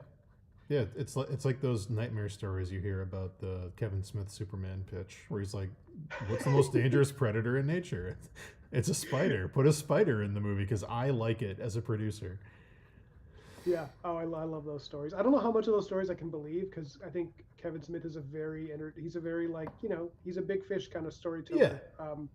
But I believe that should happen for sure. I believe it because of Wild Wild West, which was the next movie that guy made, and the giant spider. And then when Yeah. the Superman, Man of Steel came out, it wasn't a spider, but it looked like a spider. The like weird terraforming robot things. Yeah. It's like Well, okay, apparently, that producer, I forget his name. Apparently, he had such a bad reputation that Christopher Nolan, to help out his friend Zack Snyder, he made a rule that that producer was not allowed on set during production because yeah, I can see why. every time he was involved, he would just start trying to take over and make terrible decisions, and everybody like hated working with him. Yeah, Um, yeah, he was the cheering voice for get rid of the underpants on the outside of the pants thing. He was trying to do that with Kevin Smith like 20 years before that movie got made. I had heard that he didn't even want him to be in costume at all. That he Mm-hmm. wanted him to wear all black. Yeah, I heard that too, which was very funny. He denies it, but I kind of believe it. No, I believe it, 100%. Any He's interview a, I've watched with that guy, I'm like, this guy does not know anything about anything. This guy is yeah. just, he's here because he knew Barbara Streisand. He was like her hairdresser or something. Oh, that's funny. And That's then why he has he to, that's why he overcompensates with all those stories about how he's been in fights. Yeah, he like made a bunch of money off of being like Barbara Streisand's like hair guy, and then he bought in his way into being a producer. He like bought the rights to a bunch of things. So now, if you want to make those things, you have to go through him. It's like such a weird, archaic Hollywood holdover of like who gets what say. Very, very, very strange. But yeah, those stories are hilarious. You've seen the stories with the concept artist on Superman, the one that was never made. Yep. Superman Lives, and they're saying how he would literally just come in and bully them and beat them up Mm-hmm. because he would want to show off his fighting moves. And they were like, he's like, you're beating up a bunch of concept artists. That's not hard. They're like, go, like, why are you bullying us? We're like, we draw for a living. We're not. No, tough he's a guys. huge badass. Yeah, no, He's very impressive. He's a huge badass. yeah. Oh, Even in the interview with him, he's like, I've been in over 300 fights, and I was like, oh my god. and I've won none of them. Yeah. What Like, also makes me laugh because it's like my buckle up kids, daddy's gonna talk about boxing again, there but we like, go. but when I was a boxing coach, you could smell a guy like that from like 2 blocks away. Oh Like yeah, you're like, oh, you are absolute like milk toast. You're you're gonna just get a pounded into the try hard. Like, yeah, the worst. Oh You could man, always tell who the toughest guys were because they were always the ones who like did not care at all about no, coming across as tough, like remotely. because they were secure in their fucking toughness. Like, yeah, Yeah. yeah, they didn't need to fucking peacock it from the rooftop. But yeah, Oh, what that documentary was frustrating because it was like, wow, we could have had a really interesting Superman movie in the '90s if not for this fucking guy. it's But okay. We got 3 seconds of it at the end of the Flash movie when Nicolas Cage CG shows up. you watched it, I did not. I only watched the ending okay? because I heard it I, was so insanely bad, and I went, okay. yeah, When I saw heard parts Adam of it. West was in it, I had to. I was like, Adam West's in it? Okay. I don't know. For me, the last real role of Adam West was on 30 Rock. I don't know if you remember that, Oh yeah, yeah, yeah. where he appears at himself and he's like, "I was promised a meal if I showed up at this party." He is best when he plays himself. Amazing. He's so funny. Yeah, I miss him. I miss him all the time. People with that kind of delivery, like him and Leslie Nielsen, who like played it straight, like just said ridiculous things without doing a funny voice. I love that. Yeah. Have you seen the new Naked Gun? Because Liam Neeson did a pretty good job. I have not. I've been saving it, but I heard it was very good. It's pretty funny. I mean, like, I consider you to be would you say professional comedian, a comedic writer. You don't I would just not say I'm a professional comedian. I would say I do a pretty good job making fun of Dungeons and Dragons. That's about it. Well, I mean, like when I read Uh, Steve Lichman, it's like this is like professional comedy writing, really. I mean, I know that it's not the same as being a comedian per I se. can say that I wrote a comedy TV show that never got made. I guess I could. That's as far as I'd go. Yeah. But continue. Well, because the reason I say that is like you might have a harsher judge of the new Naked Gun than other people, because it's like people who are, as I was saying, professionally funny are going to be a little more perhaps difficult to please. The only joke I saw was him and Pamela Anderson talking about his ex-wife, and I thought that was great. The tone of that was great.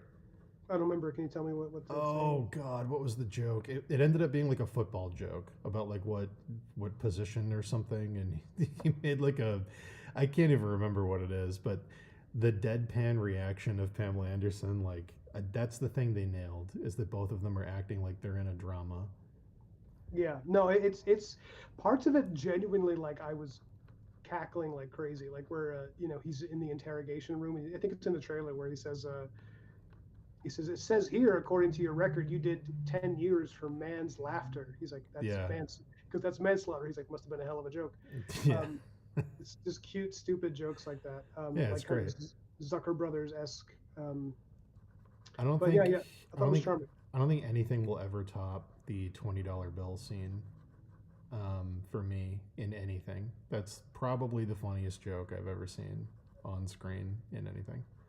Is uh, is that where they keep handing the money back and forth during the break? Yeah, yeah. He's like, "What do you know about this guy?" I don't know. Make it a little interesting. Okay, how about now? And he gives him the $20. He goes, "He was down at the docks." And he goes, "What docks?" He goes, "I don't know." And then he gives him back the $20 bill, and then they just keep passing it back and forth, Yeah. interrogating each other. Well, one of the It's reasons so I good. love that bit is that it feels like something out of like Who's on First. Like it's got like Oh, it's really great great. classic old school. It's Yeah, it's it's great. timeless. It is a timeless joke. It's Yeah, just funny to anyone anywhere in history. that's But true. yeah, That's true. Yeah, it's you great. don't need a lot of cultural context to understand why that's funny. Nope, it's just if you're familiar with any kind of authority or money, that joke is funny. That's the only. If you know what a cop is and you know what a dollar is, that joke is hilarious. um, yeah, no, there's some great stuff in the new one. Like I remember in theaters, like I hearing people laugh in a theater was like, oh, it's been a while since I just heard people like just enjoying a silly, stupid comedy in a movie theater, because there's been so few comedies over the years. Yeah, very few. Um, and I think some of it's because the culture we live in is kind of taking itself too damn seriously now. Yeah, there's not enough box office return on them either. Like even the huge comedies like Anchorman didn't touch what the Marvel movies or something made. Yeah. Well, some of it's also because the actors are getting so damn expensive now. Right. Like someone was talking about that movie Fall Guy, which I don't know if you saw it. No. It's a solid action comedy. It's a cute movie with some good laughs and some fun scenes in it. It's not perfect, but it's like it was a nice diversion. My wife and I, we liked it, and I found that it flopped. And then we looked at the movie did a shit ton of money, but it was still a flop. And I was like, how? And I looked, it's because like Ryan Gosling and what's her face, the leading lady in it, the one who's married to John Krasinski, Hmm. uh, they they both are just so expensive, like Yeah, it's insane. millions, like yeah, like tens of millions Tens for of an actor to, millions. Yeah. it's like, well, of course. And then you get the advertising budget, which probably balloons up because you're advertising using these, yeah, so I just think if the industry wants to survive, there's a good chance they're going to need to like actors are going to have to Be have interesting to see how much money. Be interesting to see how much money Doomsday has to make to break even, because I think Robert Downey Jr.'s contract is 50 million per movie. how can anybody in good conscience take that money? It's crazy, dude. I I think can't even. yeah, It's freaking. I want, and that's one of the 20 A-list actors: Ian McKellen, Patrick Stewart, fucking Chris Evans. Everyone is in this movie, and I'm like, how much money does this movie have to fucking make? Hugh Jackman's in Honestly, it. Everyone's in it. it must be $1 billion More production, than right? that, the first Yeah. Avengers was $1 billion. Was it real? I didn't It's even got know like that. 5 people, and that movie made $1 billion, and they're like, "Oh, a big success." And it's like this movie is gonna have to make like 4 or 5 billion. Wow. Well, you know, if it collapses Disney, maybe Star Wars will revert back to public domain or something. No, it's not Yeah, going to who happen. knows? If civilization collapses as a result, it'll be like the fall of Rome. Like nobody knows what to do with themselves. It'll be If formed like this movie bombs with this many people in it, it's going to be a generational thing people talk about. This is like, it's almost too big to fail. yeah, But it's gonna be like Hello Dolly killing the musical. yeah, it's going to be nuts. I think it would actually be, that's a really good parallel, what you just said. I think it would be that. I think it would be, oh, this is just over now. We're just going back to indie films for 10 years. Yeah, yeah, we're gonna make westerns for the next 20 years. Yeah. Which I personally wouldn't mind. But That'd be nice. yeah, I love a good western, which is how we Oh, start this whole podcast today. it's true, which is why, unfortunately, now I have to bow out and go babysit. But that's a Okay. good poetic ending. Put a bow on this. Yeah, Here absolutely. we are. But always a pleasure talking to you, my friend. Yeah, man, you have a good one. And the minute you leave, I'm gonna look down at my feet like Doc Holliday, and I'm gonna go, "It's funny," and I'm just gonna die.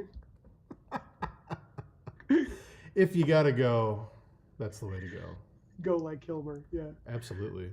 All right, All right, man. man. Well, I love you. See you later. Love you too, buddy. Bye.